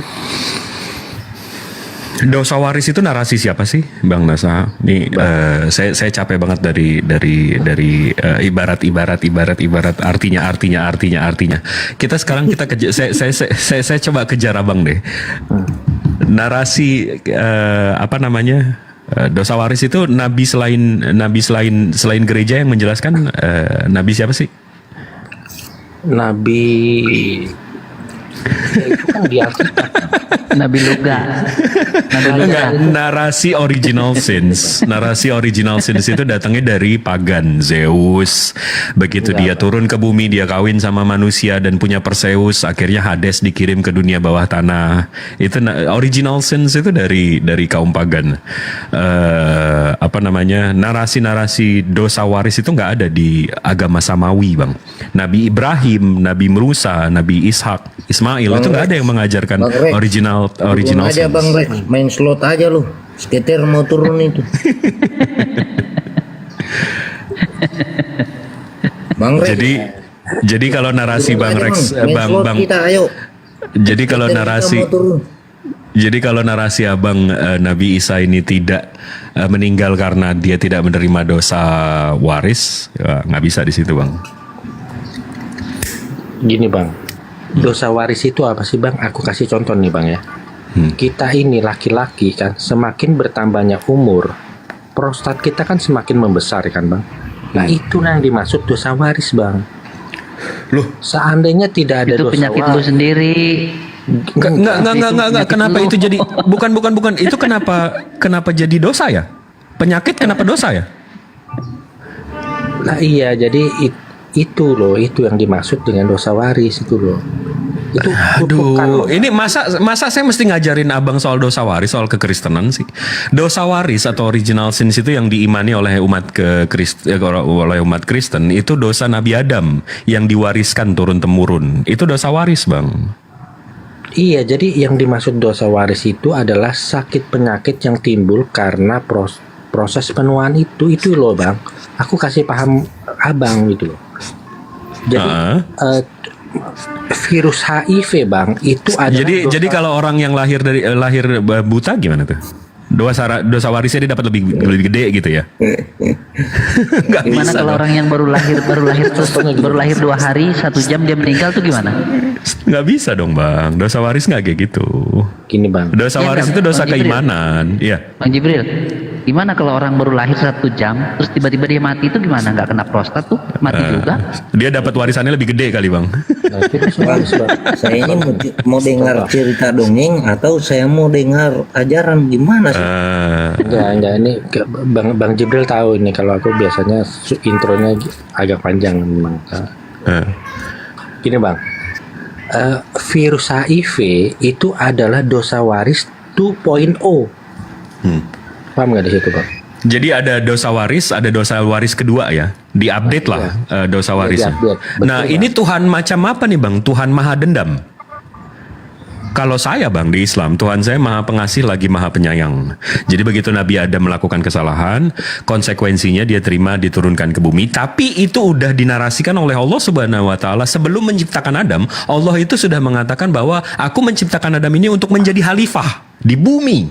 Nah, Jadi Allah ini maha tahu bahwa ini nanti Adam akan diturunkan ke bumi. Dan maha pengampun. Jadi begitu Nabi Adam minta maaf, minta ampun, diampuni. Enggak, begitu enggak, gue nggak ampunin keturunan lo dosa semua. Wah, maha pendendam dong. Nih. nggak semudah itu. Contoh nih, contoh Eliezer menembak Yosua. Eliezer minta ampun, tapi apakah setelah minta ampun Yosua hidup kembali? Kan enggak. Ada sama dosa. seperti- Nah itu bang, ada yang namanya konsekuensi, ada yang namanya pengampunan. Udah aku bilang lah bang, turun aja lah kita main slot. Peter hitam itu mau turun. Enggak, biar saya lurusin Bang Masa. Ini sebenarnya target audiens saya sebenarnya bukan Bang Masa, tapi 890 orang yang mendengarkan. Sama-sama lah Jadi kita bang turun. ada yang memisahkan antara konsekuensi dan dosa dan diampuni. Nah, jadi Bang Masa sebentar. Jadi kalau abang mencuri contohnya, konsekuensinya abang mesti mengganti atau mesti mengembalikan yang abang curi. Tapi kalau soal dosa dan enggaknya, itu abang minta maaf sama Allah sama minta maaf sama yang abang curi. Itu beda bang. Nah, jadi konsekuensi dari Adam makan buah itu, konsekuensinya dia memang jadi khalifah di bumi. Tapi kalau soal dosanya udah diampuni. Jadi yang kita jalani ini sebenarnya konsekuensi on top of memang sudah diberitahukan oleh Allah Subhanahu wa taala, memang Adam ini akan menjadi khalifah di bumi. Betul bang. Nah, tapi abang nggak mau terima. Jadi Adam ini mesti punya konsekuensi, mesti punya tinggal di bumi dan punya penyakit bumi, tapi dosanya pun nggak diampunin. Gini. Tuh dua-duanya abang. Kalau saya, kalau di Islam, konsekuensi itu harus ada, betul. Tapi kalau soal diampuni, hablum minan nas wa hablum minallah, itu udah clear. Betul bang. Adam itu dosanya diampuni, tapi buahnya itu sudah terlanjur dimakan. Bang Rek jelaskan sama saya tadi masalah dosa HIV tadi, coba tolong jelaskan, saya mau dengar sebentar ya. Jibril sebentar. Turun IQ kita bang. Coba turun IQ kita dengerin dia. Ini loh bang, maksudku begini. COD bang, COD bang, COD. Begini bang, memang Adam itu diampuni dosanya, tapi buahnya itu sudah terlanjur dimakan. Dan karena Adam pada waktu memakan enggak, saya nggak minta itu, saya cuma minta tadi HIV itu dosa apa? Coba tolong jelaskan dulu, biar saya paham. Saya nggak paham ini. Itu dosa COD bang, dosa COD. Nggak, saya mendadak goblok gitu loh, tiba-tiba. Aku begini bang, aku paham. Karena gini bang, karena Adam pada waktu makan buah itu belum punya anak ya kan. Artinya seluruh umat manusia itu masih di dalam Adam, makanya kita mewarisi dosa itu. Nah, sama seperti halnya virus HIV. Dua orang yang punya HIV kemudian melakukan hubungan suami istri, punya anak. Nah, anaknya itu kan kena virus HIV. Nah, maksudku seperti itu. Itu namanya konsekuensi abangku, bukan dosa. Yang kan tadi saya udah jelasin, pisahkan antara konsekuensi dan dosa. Pisahkan antara konsekuensi dan dosa bangku. Konsekuensi itu bukan dosa dan dosa itu bukan konsekuensi. Ini yang bikin ala ini gereja pendeta mana lagi nih yang kayak begini nih. Aduh, bikin pusing aja. Dia mencampurkan antara konsekuensi dengan dosa. Ketika seseorang melakukan hubungan seksual bebas, ya, itu otomatis ada konsekuensinya. Kalau dosanya ketika dia melakukan hubungan seksual itu dosanya. Betul? Halo, bang. Ya gimana? Halo bang. Ini begini bang.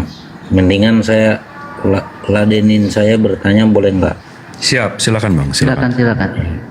Mungkin ini lebih pertanyaan saya ini lebih pantas mungkin kita bahas daripada membahas HIV itu bang.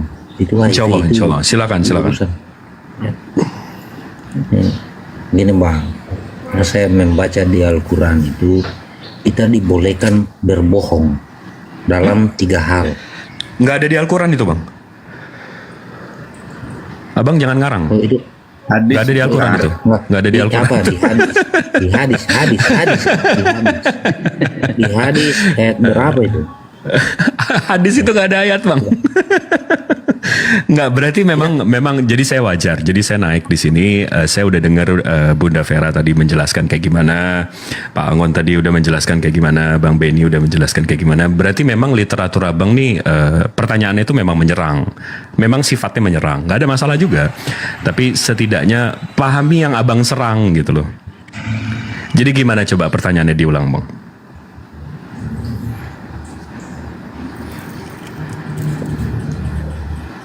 Mau saya pandu Pak Joy?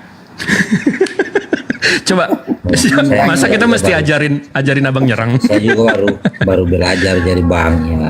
Tapi saya untuk memahami, untuk belajar untuk memahami. Gitu.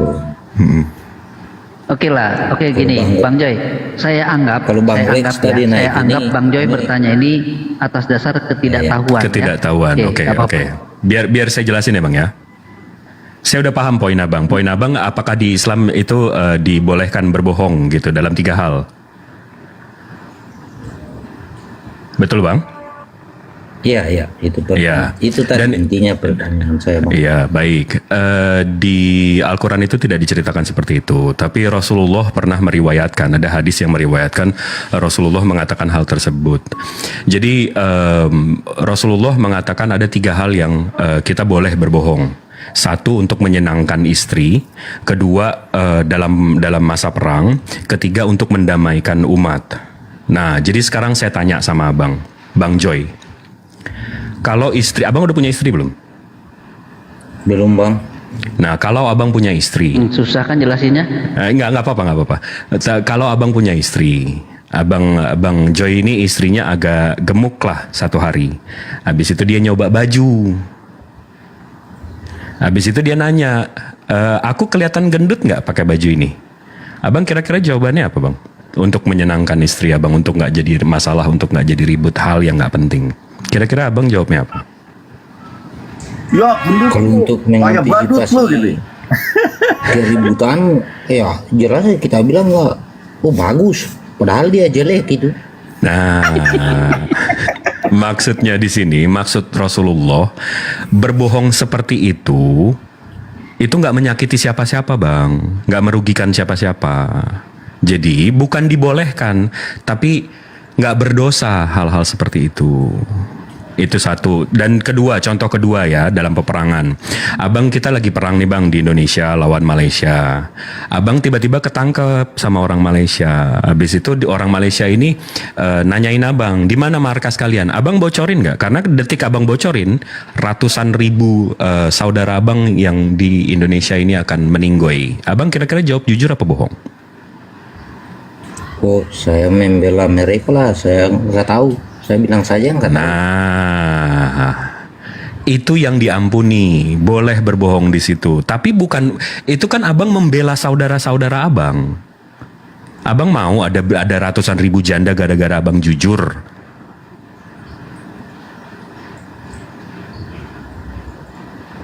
Itu berbohong untuk menyelamatkan orang lain. Pemahaman itulah yang saya ingin, itulah. Nah, iya. Ya. Nah, yang ketiga juga hal seperti itu juga. Contoh, saya duduk di sini. Saya lagi duduk nih di sini.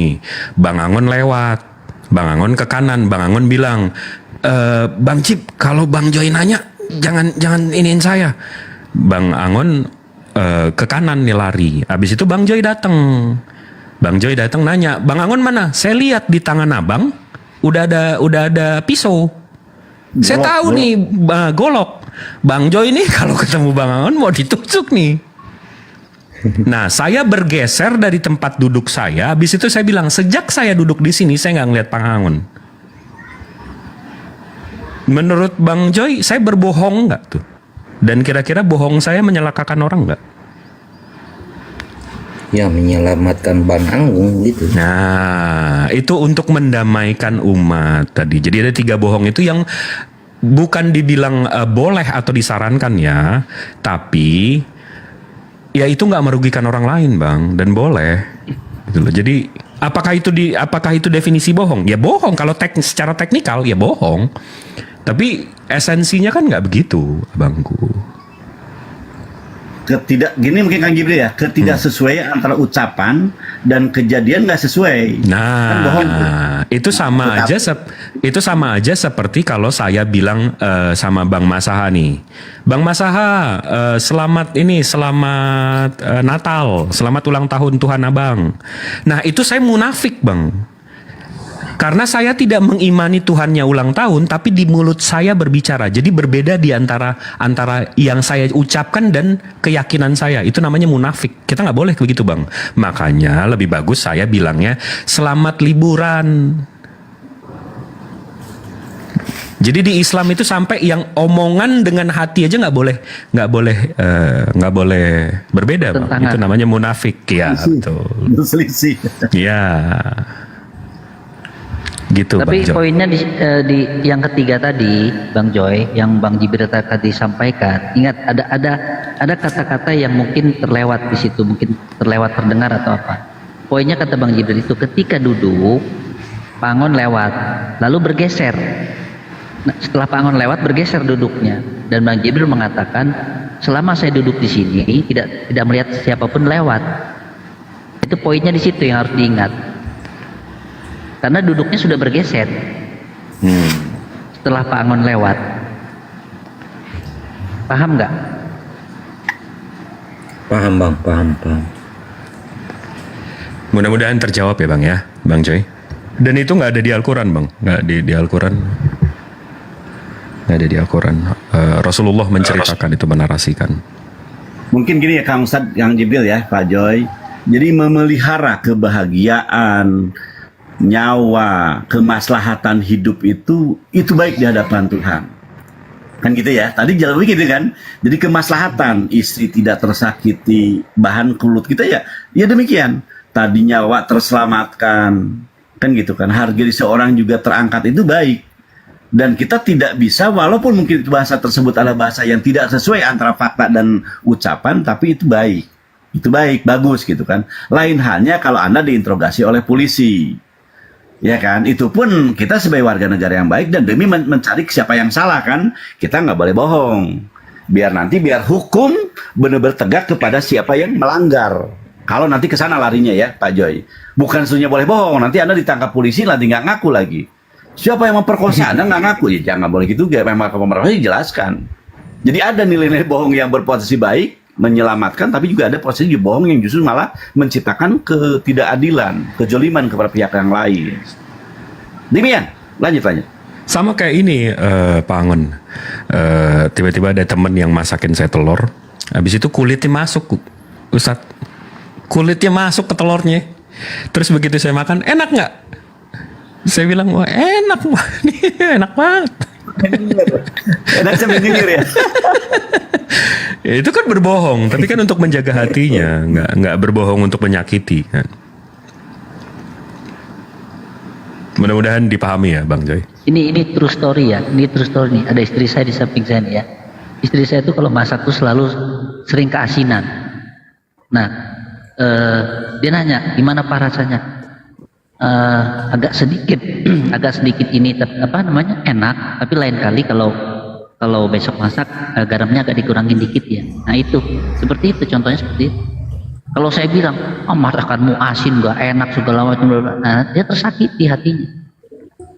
Udah capek-capek dia masak pasar gitu kan, udah keringetan, pasar becek segala macam, tiba-tiba gara-gara asin saya maki-maki, itu kan nggak bagus. Cukup katakan enak, tapi lain kali dikurangin ya garamnya. Nah itu kan lebih baik. Itu pun saya sudah jujur loh, tapi dengan cara yang lembut, bukan dengan cara yang kasar.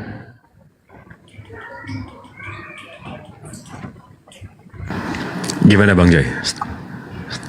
Ada yang mau ditanyain lagi? Ada yang mau ditanyain lagi? Ada yang mau ini? Intinya kita itu diizinkan berbohong, tetapi dalam hal-hal yang ya kita harus pahami berbohongnya di mana, ya, gitulah Bang. Saya paham.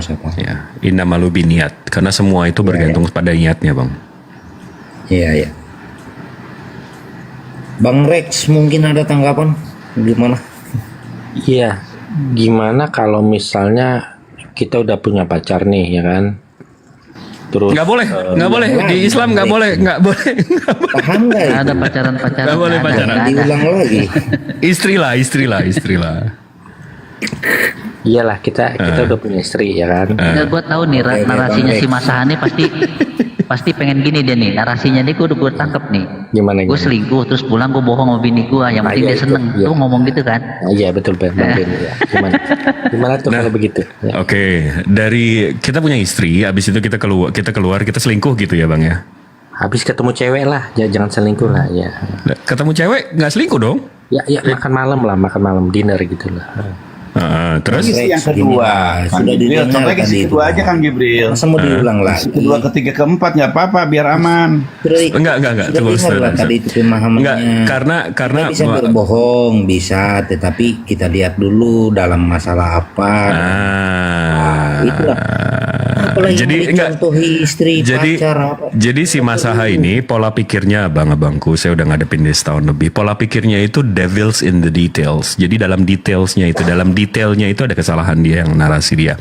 Jadi barusan Bang Mas Aha ceritakan kalau kita udah punya istri, habis itu kita makan malam sama perempuan lain.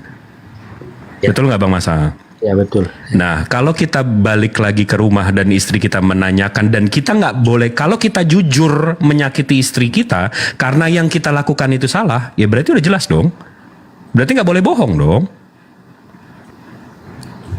Karena kalau jujur merugikan kita.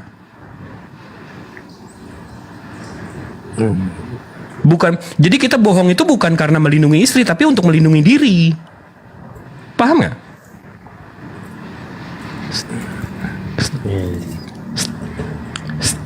Jelas ya? Ya, nggak paham Bang. Berarti kan tetap harus berbohong gitu ya.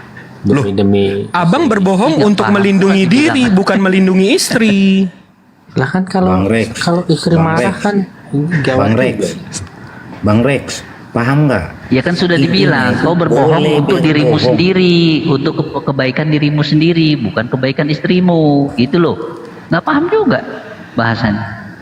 Bang Rex, intinya itu boleh berbohong. Ya, darilah Bang Rex dalam masalah apa untuk berbohongnya. Intinya boleh, bisa. Itu aja. Berbohong itu haram. Haram, bukan Kalau soal kalau merugikan Dari orang. apa masalahnya dulu. Yang tidak boleh itu, ya kan? Berbohong itu yang merugikan orang. Kalau berbohong demi kebaikan ya boleh. Ya kan yang dilakukan Pak Rex ini kan berbohong merugikan orang, merugikan istrinya, Itu dan menyelamatkan diri niatnya. menyelamatkan diri. Intinya itu boleh Lanjut lagi. berbohong, tetapi dalam hal apa dulu? Kalau demi kejahatannya jangan berbohong, kalau demi kebaikan ya boleh berbohong. Intinya boleh berbohong. Bagaimana kalau istrinya itu punya riwayat darah tinggi atau penyakit jantung? Itu kan untuk menyelamatkan istri juga. Iya, jangan makan malam sama perempuan lain. Oh iya. Lo udah tahu bini lo punya jantung, punya ini, lo makan malam sama perempuan lain. Emang anak tewas nih agak-agak nih. Banyak berandai-andai ini, banyak andai. Yang dosa Kalau itu begini, kalau begitu. jinahnya. Ya Kang Beni ya, yang dosa itu jinahnya, berselingkuhnya, itu yang dosanya. Ya. Dan menyakiti orang lain juga jelas salah. Udah tahu kondisi Dan lagi dia. apa salahnya makan malam sama perempuan lain, apa salahnya? Saya juga suka jalan sama perempuan. Saya bilang sama istri saya, dari mana Pak? Habis jalan sama si Anu, makan di Anu. Udah gitu saya bilang. Yang penting kan nggak check in, judulnya kan gitu. Nah kalau kamu check in ya itu dosamu sendiri, kau berbohong.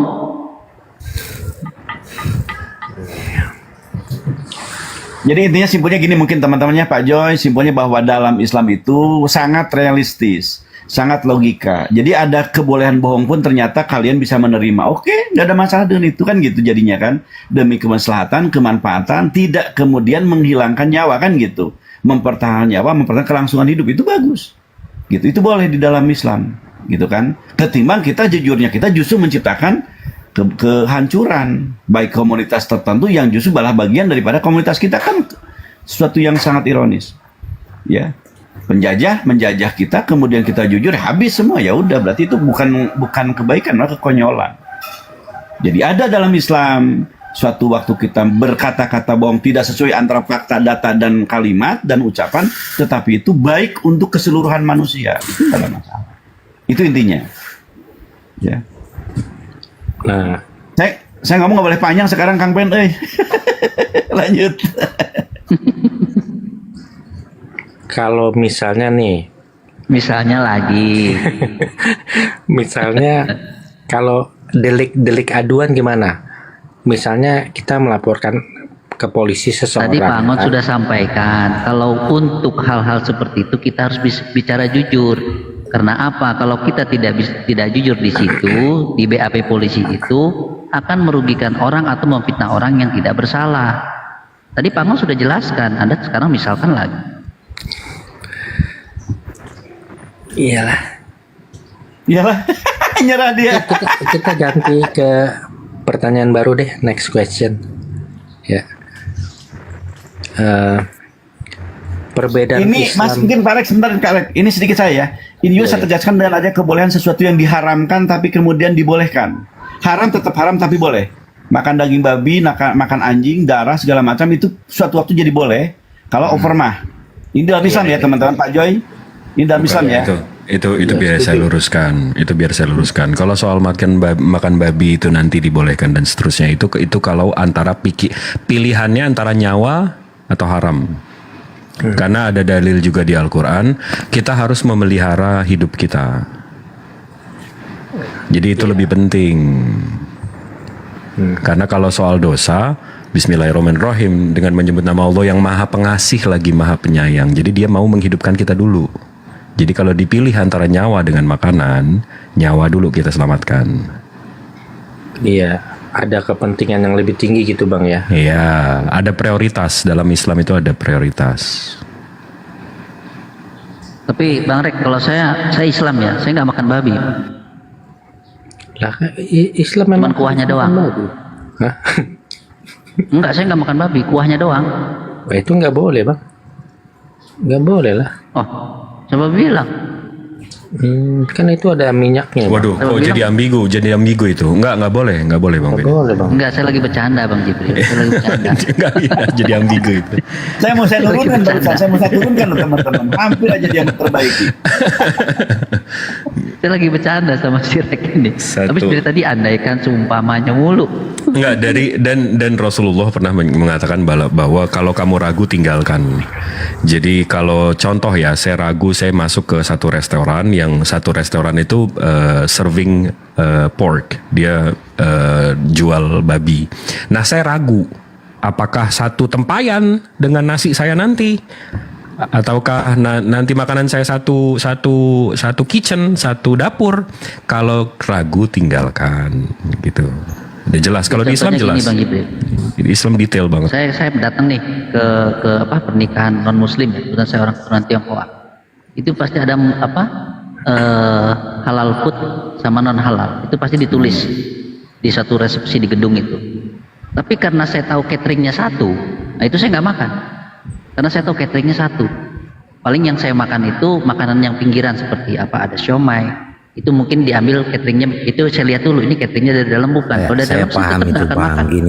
Begini biar lebih jelas. Saya paham itu. Saya paham masalah itu. Contohnya aja gini yang lebih biar dipahami gini. Contohnya kapal tenggelam, kita berenang selamat ke pulau. Di satu pulau itu nggak ada makanan apa-apa, cuman babi yang ada di situ. Apa coba yang abang mau makan? Cari buah dulu. Nah, Kalau terdampar di pulau cuman Bang, babi yang ada di situ. Cari ikan Tidak ada dulu. buah, tidak ada. Cari ikan dulu. Kan dekat Cari laut. ikan dulu. Enggak ada. Enggak. Tidak ada makanan apapun di dalam pulau itu. Itu kan pemahamannya tadi ke situ. Oke. Iya kan? Ya, tapi Ya, paham, Bang, paham. tapi insya Allah, Bisa nggak? nggak pernah lah kita. Tidak ada makanan selain itu saja.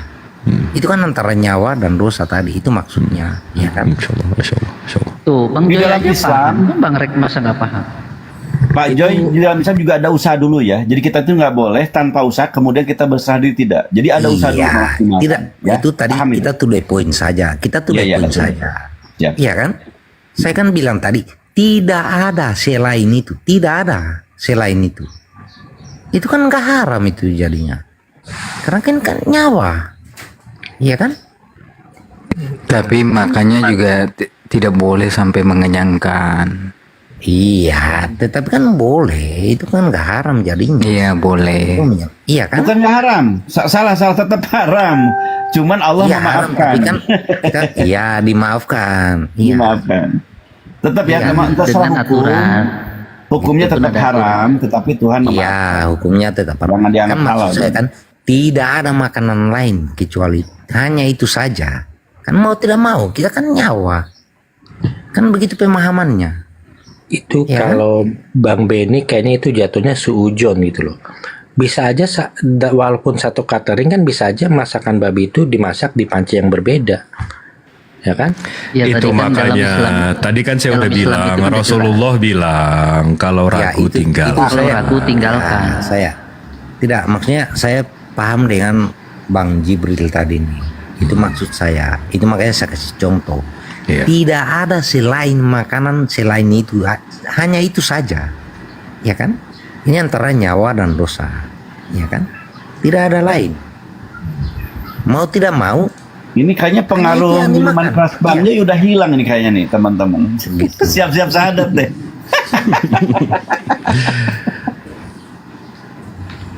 dan kalian sudah Nah, sekarang saya mau tanya sama Abang Rek ya. Abang Rek, saya mau tanya kepada Anda, Bang Rek. berdiskusi. Ya, gimana, Saya Bang? mohon pamit.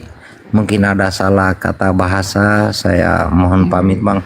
Siap, siap. Semua. Sukron, Saya waktunya. kira mau sahadat Pak Joy. Oh, jangan. Sadar kok. Saya masih belajar, Bang. Masih belajar. Siap, Ya, siap. nggak apa-apa Bang, belajar terus Bang. saja. Perdalam aja Bang. Oke, saya pamit, Bang. Bang Mohon Joy. maaf. Kalau ada Bang Joy kata-kata titip. yang salah, dimaafkan, Bang. Dimaafkan, Baik, Bang. baik. Terima Dimaafkan. kasih semua, Bang. Terima kasih. Ya. Ya untuk Bang Joy ya, gini aja Bang Joy, nggak usah pusing-pusing dulu mikirin tanya ini tanya itu, baca dulu Bible-nya dengan baik dan benar, gitu aja. Perdalam dulu deh bacaan Alkitabnya, dari Kejadian sampai Wahyu, dibaca aja, dipahami. Ya kalau memang itu sesuai dengan keinginan Anda, keyakinan Anda, ya teruskan menjadi seorang Kristen yang baik. Ya kalau tidak sesuai, ya Anda boleh memilih, gitu. Siap, Bang. Siap, Bang. Ya, Makasih ya, silakan, Bang, semua atas pencerahannya. Siap. Sukron abangku. Ini ada yang bisa gedein saya nggak? Iya, izin ini komalnya begini Jibril. Oh, nggak bisa ya. Nggak bisa. Rumah. Lanjut tadi pertanyaan Pak Masa, Kang Jibril mungkin antum harus bertanggung jawab nih pertanyaan selanjutnya di Pak Masa. Lanjut lagi. Enggak, Pak Masa. karena tadi saya ada baca di komen di bawah Sunan Tirmidzi 779 katanya Nabi Muhammad membolehkan makan anjing hutan. Saya mau jawab kalau Iwan Villa di sini ini subhat kampungan yang ya biasalah. Jadi kalau saya buka ya, ini insya Allah buka ya. Kelihatan. Nah, di sini di Sunan Tirmidzi 779 di sini dibilang saya bertanya kepada Jabir, apakah sejenis anjing hutan termasuk hewan yang boleh diburu? Dia menjawab ya. Saya bertanya lagi apakah saya boleh memakannya? Dia menjawab ya. Jadi Rasulullah di sini narasinya itu membolehkan makan anjing hutan. Ya, sementara ini kalau kita baca original teksnya di sini tuh kalau ini salah translate guys, ini bukan anjing hutan, sejenis anjing hutan, ini bukan anjing hutan. Jadi kalau saya copy ini, saya copy semua translate-nya, saya copy aja hadisnya, habis itu saya paste di sini tuh bukan anjing hutan, tapi di sini hyena. Hyena itu boleh dimakan, bukan anjing hutan. Hyena itu kan musuhnya Lion King ya. Iya, musuhnya apa namanya, macan atau lion. Jadi itu salah translate ya, bukan anjing. Sejenis anjing hutan, tapi bukan anjing hutan, itu hyena. Begitu. Jadi ya balik lagi, Muslim memang ujung-ujungnya yang jelasin. Bukan ini. Oke lah, aku Nah sekarang saya mau tanya sama Bang Rek. Bang Rek, kalau di dalam agama Bang Rek, keyakinan Bang Rek, itu kalau korupsi atau sogok menyogok atau korupsi, itu dosa nggak? dosa Bang. Dosa. Iya. Di mana ada ayatnya di dalam Bible kalau itu dosa Bang? Ada bang, pasti ada bang, itu di perjanjian lama deh itu pasti ada aturannya di hukum Taurat itu bang. Aku belum Itu kan ketemu. perjanjian orang Yahudi, bukan perjanjian. Yang saya tanya di kitab perjanjian baru. Kan Tuhan Anda kan di perjanjian baru, bukan di perjanjian lama. Iya kan orang Yahudi dan orang Kristen sama-sama mengimani Ishak yang akan dikorbankan bang. Berarti kan boleh dong Kristen memakai hukum itu. Ya, Assalamualaikum, Dr. Muhammad. Selamat Daeng Juma. Waalaikumsalam. Oke. Waalaikumsalam warahmatullahi wabarakatuh. Waalaikumsalam semuanya saudara-saudaraku. Waalaikumsalam Selamat pagi. warahmatullahi wabarakatuh. Mas Ahab. Ini Daeng Juma ini oten ini kayaknya Jibril. Selamat pagi bang Kamal. Iya, Mas Ahab. Ya. Lanjut Mas Ahab. Iya kalau di perjanjian baru sih nggak ada bang Benny bang. Nggak ada ya? Nggak ada. Kalau di perjanjian lama apa bunyinya tuh? Kalau saya boleh tahu. Itu Di kitab apa adanya? nanti aku cari dulu bang ya itu. Itu PR ya bang ya. Oke, baik. Aku belum tahu. Nggak mau tanya di Islam ada atau enggak gitu. Oh ya di mana bang kalau di Islam bang? Kalau di Islam nggak ada bang. Orang yang sogok dan menyogok itu nggak berdosa kalau dalam Islam bang. Nggak disebut dosa ya Kang Ben ya? Enggak. Tidak Nggak ada tertulis satupun dalil dalam Al-Quran maupun hadis orang yang korupsi, sogok, menyogok itu berdosa nggak ada. Tapi masuk neraka adanya. Beda bang. Kalau korupsi itu mengambil uang negara. Kalau sogok itu Ya dengar masuk dulu, korupsi. narasi saya dengar dulu. Ya, iya. Di Islam itu tidak ada yang namanya dosa. Dikatakan kalau kamu makan hak orang atau korupsi atau sogok menyogok kamu berdosa, enggak, tapi masuk neraka ancamannya. Kalau dosa itu bisa diampuni, tapi kalau masuk neraka ya udah nggak ada jalan lagi. Ya. Tidak tertulis korupsi itu atau nyogok menjogok itu dosa, tidak tertulis di kitab keyakinan kami. Gitu ini. Iya, tapi ini narasinya jadi ambigu nih, jadi kayak dibolehin nih. Itu, Itu Ben aduh, itu yang bikin dan jemput. saya enggak karena kalau kalau Kasihan penonton yang iya awal kalau juga narasinya orang kayak gitu, ngerti. saya kalau satu meja Ya, diluruskan, sama yang menyesatkan kayak gitu, saya agak ngeri. Saya nggak Ya, diluruskan, Bang Jibril. nggak mau satu ruangan sama yang kayak gitu, ngeri coy. Nanti ada yang ngikutin jadi kena saya juga. Betul. Bunda juga yang kayak gitu ngeri-ngeri juga Bunda. Kang Benny turunin itu. Dari tadi dia bikin masalah mulut. Ya udah kita sorakin Bang Benny aja rame-rame gimana? Luruskan Kang Jibril, Pak Ustadz Kamal diluruskan. Nggak boleh sampai jangan sampai 900. Multasi fitnar gitu kan, sederhana ayatnya itu. Penyogok dan yang menerima sogok di neraka. Itu dia. Tapi statusnya mereka bukan kafir. Kalau kafir tuh kekal. Jadi kita takut orang awam di bawah tuh kasihan gitu loh. Jadi nanti disamakan korupsi yang muslim, mereka ini kekal selamanya statusnya kafir. Gitu. Betul, setuju. Padahal tobat mereka masih bisa diampuni kalau mereka bertobat. Ya. Jadi ya lebih disederhanakan gitu agar audiens itu ya Bukan Paham. berarti tambah juga Pak Apologi ya. Bukan berarti nggak berdosa, cuman tidak tertulis kata dosa nggak ada. Ya, tidak ada kalimat dosa di sana, tapi bukan berarti nggak berdosa, tetap berdosa. Cuman tidak tertulis berdosa. Ini Kang Ben memang harus hati-hati juga nih kita. Untung ada Pak Muhammad ini yang bisa meluruskan.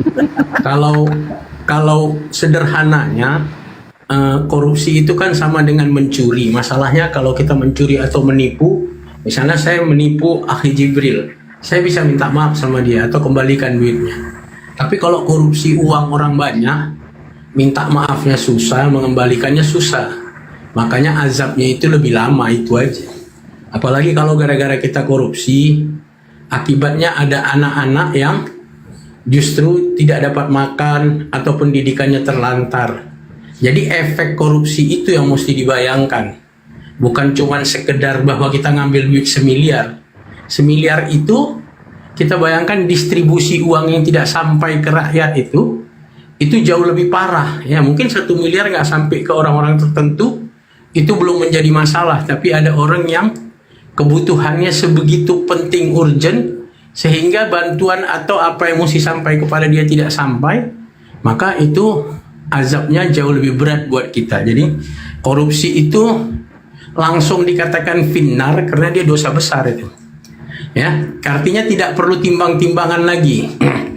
Tidak perlu timbang-timbangan lagi, langsung dikatakan finnar. Tapi kalau dosa-dosa lain itu timbang-timbang, hitung, ampunan, ya. Karena dosa yang bisa diampuni itu dosa antara kita dengan Allah. Dan Allah tidak mau mengampuni dosa kita dengan sesama kita. Jadi dosa manusia dengan manusia itu minta maafnya sama manusia. Wah, bahkan Allah yang Maha Kuasa pun demi keadilannya tidak mau mengampuni dosa manusia sama manusia. Demikian. Perbaiki kalau ada yang salah, saudaraku. Ya intinya memakan hak orang lain ya dosa tuh, nggak bisa dibenarin itu. Ya kan, korupsi itu kan mengambil hak orang lain, ya kan. Wala takunu amwalakum bainakum. Jadi ya batil, ya namanya batil ya batil lah. Nggak bisa campur adukan dengan yang ma'ruf. Tertulis dosa tapi tetap dosa. Jadi mungkin teman-teman mohon maaf ya, tadi canda Kang Benny berlebihan, tapi alhamdulillah ada penjelasan. Maka teman-teman mungkin nanti ke depan akan lebih hati-hati ketika melihat pernyataan. Karena Oten juga banyak pernyataan itu dari Oten yang justru sebenarnya pernyataan mereka benar, tetapi karena kita mungkin berangkat dari kebencian, kadang-kadang salah menangkapnya. Ya, ada pertanggungjawaban dari Kang Jibril, Kang Apologet, dan Pak Muhammad untuk meluruskan kalimat tersebut dan menjelaskan. Jangan sampai kalian nanti justru merasa salah mensikapi, apalagi Oten ya. Wah, dalam Islam nggak apa-apa kok. Gitu, itu jangan sampai begitu. Tetap. Ya, mungkin Bang Benny terlalu tinggi bahasanya. Memang tinggi terlalu tinggi. Harus diturunkan sedikit. Iya, soalnya kan banyak orang awam nih di bawah. Saya mohon maaf. Dia mau pakai retorik, mau apa gaya bahasa tertentu supaya ada daya tarik dalam komunikasi. Tapi kebetulan karena ini menyangkut hukum, agak sensitif, itu aja, nggak salah juga. Betul. Ini juga saya Pak Rek juga nih, Pas Masa yang kadang-kadang dari tadi menggunakan ini daya-daya kata-kata yang bersembunyi, maka dia mungkin Kang Ben tertrigger dengan itu. Lanjut Pak Rek, Pak Masa lanjut. Iya. Iya, jadi perbedaan Islam dan Kristen itu ada satu ya. Kalau Kristen itu Tuhan itu mempunyai anak dan mempunyai 2 anak. Sama seperti udah masa saya izin turun. Sebelum saya izin turun, Bang Masa, kalau narasinya seperti itu, Abang itu blunder, Bang. Itu sama aja seperti statement-statement blunder tadi. Kalau Abang Tuhannya beranak, berarti Tuhan Abang punya bapak. Nah iya, makanya aku belum selesai loh Bang. Segala yang beranak pasti diperanakan, Bang. Setuju. Logik itu. Makanya aku nanti akan ini nyambungin nanti ke pertanyaan aku yang pertama itu loh sama Bang Jibril itu. Apa coba. Gini. Bang Rijal jangan turun Bang Jibril, kalau nggak ada antum nggak seru hidup ini. Udah jam 8 abangku. Gak apa-apa nanti. Gini Bang. Jangan turun. Nanti kan saya buat lagi narasi sama Mas Aha. Nanti biar dia dijawab sama antum-antum gitu. Gimana Mas Aha? Gini. Tuhan itu punya 2 anak ya kan. Sama seperti Abraham juga punya 2 anak, Ismail dan Ishak. Tuhan juga punya 2 anak, Adam dan Yesus. Nah, Adam, Bang Jibril betul. Jangan kesana, nanti kamu nabrak sendiri, iya. Mas Aha. Itu nabrak. Gini Bang, gini maksud tuh gini. Tadi Abang Jibril mengatakan Adam ini adalah khalifah. Itu betul. Kenapa Adam menjadi khalifah? Karena yang syarat untuk menjadi khalifah adalah anak tertua, dia yang mempunyai hak kesulungan, yaitu Adam. Namun setelah Adam memakan buah itu, dia tidak bisa lagi menjadi khalifah, Bang. Nah, Tuhan ini ingin justru karena dia makan buah itu dia jadi khalifah kan? Karena kalau dia nggak makan buah itu dia masih di surga, dia nggak di bumi. Gacha. Itu salah dong. Oke. Nggak bisa kita menarasikan sesuatu yang dalilnya nggak jelas. Masalah. Dan kalau kamu mau ke Ismail dan Ishak, akhirnya nanti yang dikorbankan Ismail anak pertama atau anak kedua dan seterusnya. Ishak itu atau Ismail itu di ujungnya sebelum disembelih, Bang, dia diselamatkan. Berarti Abang setuju Yesus diselamatkan ya? Tunggu dulu, Bang. itu nyambungnya nggak ke situ, Bang. Oke, mau kemana? Oke. Nah, Tuhan ini kan pengen menjadikan anak keduanya ini khalifah. Tapi dia juga tidak bisa karena dia terbentur dengan hukum tadi itu, hukum hak kesulungan. Nah, satu-satunya jalan agar anak kedua ini menerima hak kesulungan, dia harus menjadi pertama yang bangkit dari antara orang mati. Nah, Dari mana itu? Kan saya Tunggu. Nah, makanya Dari dengar mana? dulu. Tunggu. Ajaran samawi mana yang bangkit-bangkit dari kubur itu jadi seseorang yang spesial? Coba bang. Selain Yehosua. Ini, Bang. Abang jangan ngarang-ngarang. Abang jangan tiba-tiba masukin pagan-pagan Iya. Dionisius dan segala macam bangkit 3 hari jadi Tuhan atau jadi dewa. Jangan dimasukin ke samawi dong. Biarin aku selesai dulu Bang ya. Nah, ini masalahnya gini Bang. Masalahnya Yesus ini karena dia adalah ciptaan kedua, dia tidak bisa mati karena menua, gitu loh. Jadi dia harus dibunuh agar dia bisa dibangkitkan, gitu loh Bang. Abangku. Udah. Itu. Udah Bang ya, itu betul. Ya. Satu, narasi Yesus ini kekal itu nggak ada dalilnya dimanapun. Ya, dalil abang tadi karena Adam makan buah, makanya dia jadi nggak kekal. Nggak ada statement dari Tuhan di mana Adam ini kekal. Itu satu. Jadi untuk Yesus ini kekal ini nggak ada dasarnya. Satu. Kedua, kenapa dia mesti dibangkitkan? Balik lagi ke Samawi. Nggak ada bang, nggak ada di ajaran Samawi mati hidup lagi habis itu jadi spesial. Ajaran yang mati bangkit itu ajaran pagan abangku, Tertullian yang punya. Itu ajaran-ajaran dewa-dewa, Dionysius, Horus itu bangkit. Dewi Inanna itu dari pagan itu memang ke neraka untuk menyelamatkan saudara-saudaranya, persis seperti yang dinarasikan bahwa Yehosua itu turun ke dunia bawah tanah atau ketemu dewa Hades, habis itu balik lagi hidup dan menjadi dewa-dewa. Nah itu jangan dicampurkan abang, tolong banget bang. Abang saya paham, abang mau ke Samawian. Tapi tolong ambil aja Samawinya kalau bisa. Jangan bawa pagannya ke Samawi bang, nggak masuk. Bisa aja kan pagan yang mengikuti Samawi. Iya Itu abang pagan yang ngambil Samawi, kitab Samawi Ya, abang ambil, nama Yehosua Samawi abang ambil. Jadi Tuhan beranak itu mungkin idenya itu bukan pagan. Itu pagan.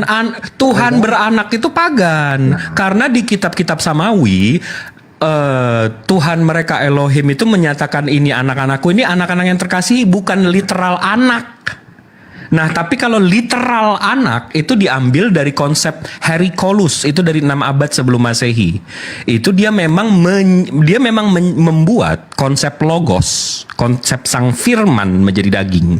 Itu dari Herikolus. Itu memang pagan abangku. Dewa-dewa memang seperti itu. Dewanya ini punya anak memang. Itu konsep pagan abangku. Dan abang tadi bilang Yehosua ini setengah manusia setengah Tuhan kan. Itu di dalam kepaganan disebut namanya demigod. Namanya demigod. Jadi setengah dewa setengah manusia. Itu yang mengalahkan Medusa, itu demigod. Itu konsep pagan demigod. Sementara di Samawi bang nggak ada manusia demigod tuh, nggak ada bang. Ibrahim demigod setengah manusia. Di mana? Coba kasih tahu. Adam sebelum makan buah itu demigod. Nah loh, di mana dibilang Adam itu kekal bang sebelum makan buah itu? Nanti kita nggak ada kan? Nah itu abang mencampurkan ajaran demigod ini ke Samawi. Konsep demigod setengah manusia setengah dewa itu memang pagan gitu loh, itu jelas. Ya bisa aja kan pagan yang mengikuti Samawi loh. Iya emang bukan itu yang abang itu ajaran abang itu pagan yang menyerupai Samawi, padahal bukan Samawi. Menyerupai Samawi. Bukan, bisa aja Zeus dan Hercules itu mengkopi daripada Ayahanda dan Yesus. Bisa aja kan? Gawat ini saudaraku. Ya udah abang-abang, aku juga pamit mau turun ya. Nanti dulu. Saya belum tanya satu lagi nih. Saya mau Saya mau bikin blunder lagi. Kau turun lagi. Konsep firman atau logos jadi dari ketuhanan, pencipta itu logos, itu dari Heraclius. Itu dia bapak filosofi Yunani dari 6 Masehi sebelumnya. Itu dari sana logos jadi firman jadi Tuhan tuh dari sana, bukan dari Samawi. Kalau di Samawi, Allah Subhanahu wa Ta'ala itu menciptakan segala sesuatu itu dari firman-Nya, itu maksudnya firman itu kun, terjadilah. Bukan firman yang menciptakan. Konsepnya udah beda itu antara Heraclius sama Allah Subhanahu wa Ta'ala. Oke, izin undur diri. Maha benar Allah dengan segala firman-Nya. Assalamualaikum warahmatullahi wabarakatuh. Waalaikumsalam. Waalaikumsalam warahmatullahi wabarakatuh. Nggak bisa ditahan lagi orangnya, musuhnya nggak ada. Bangun.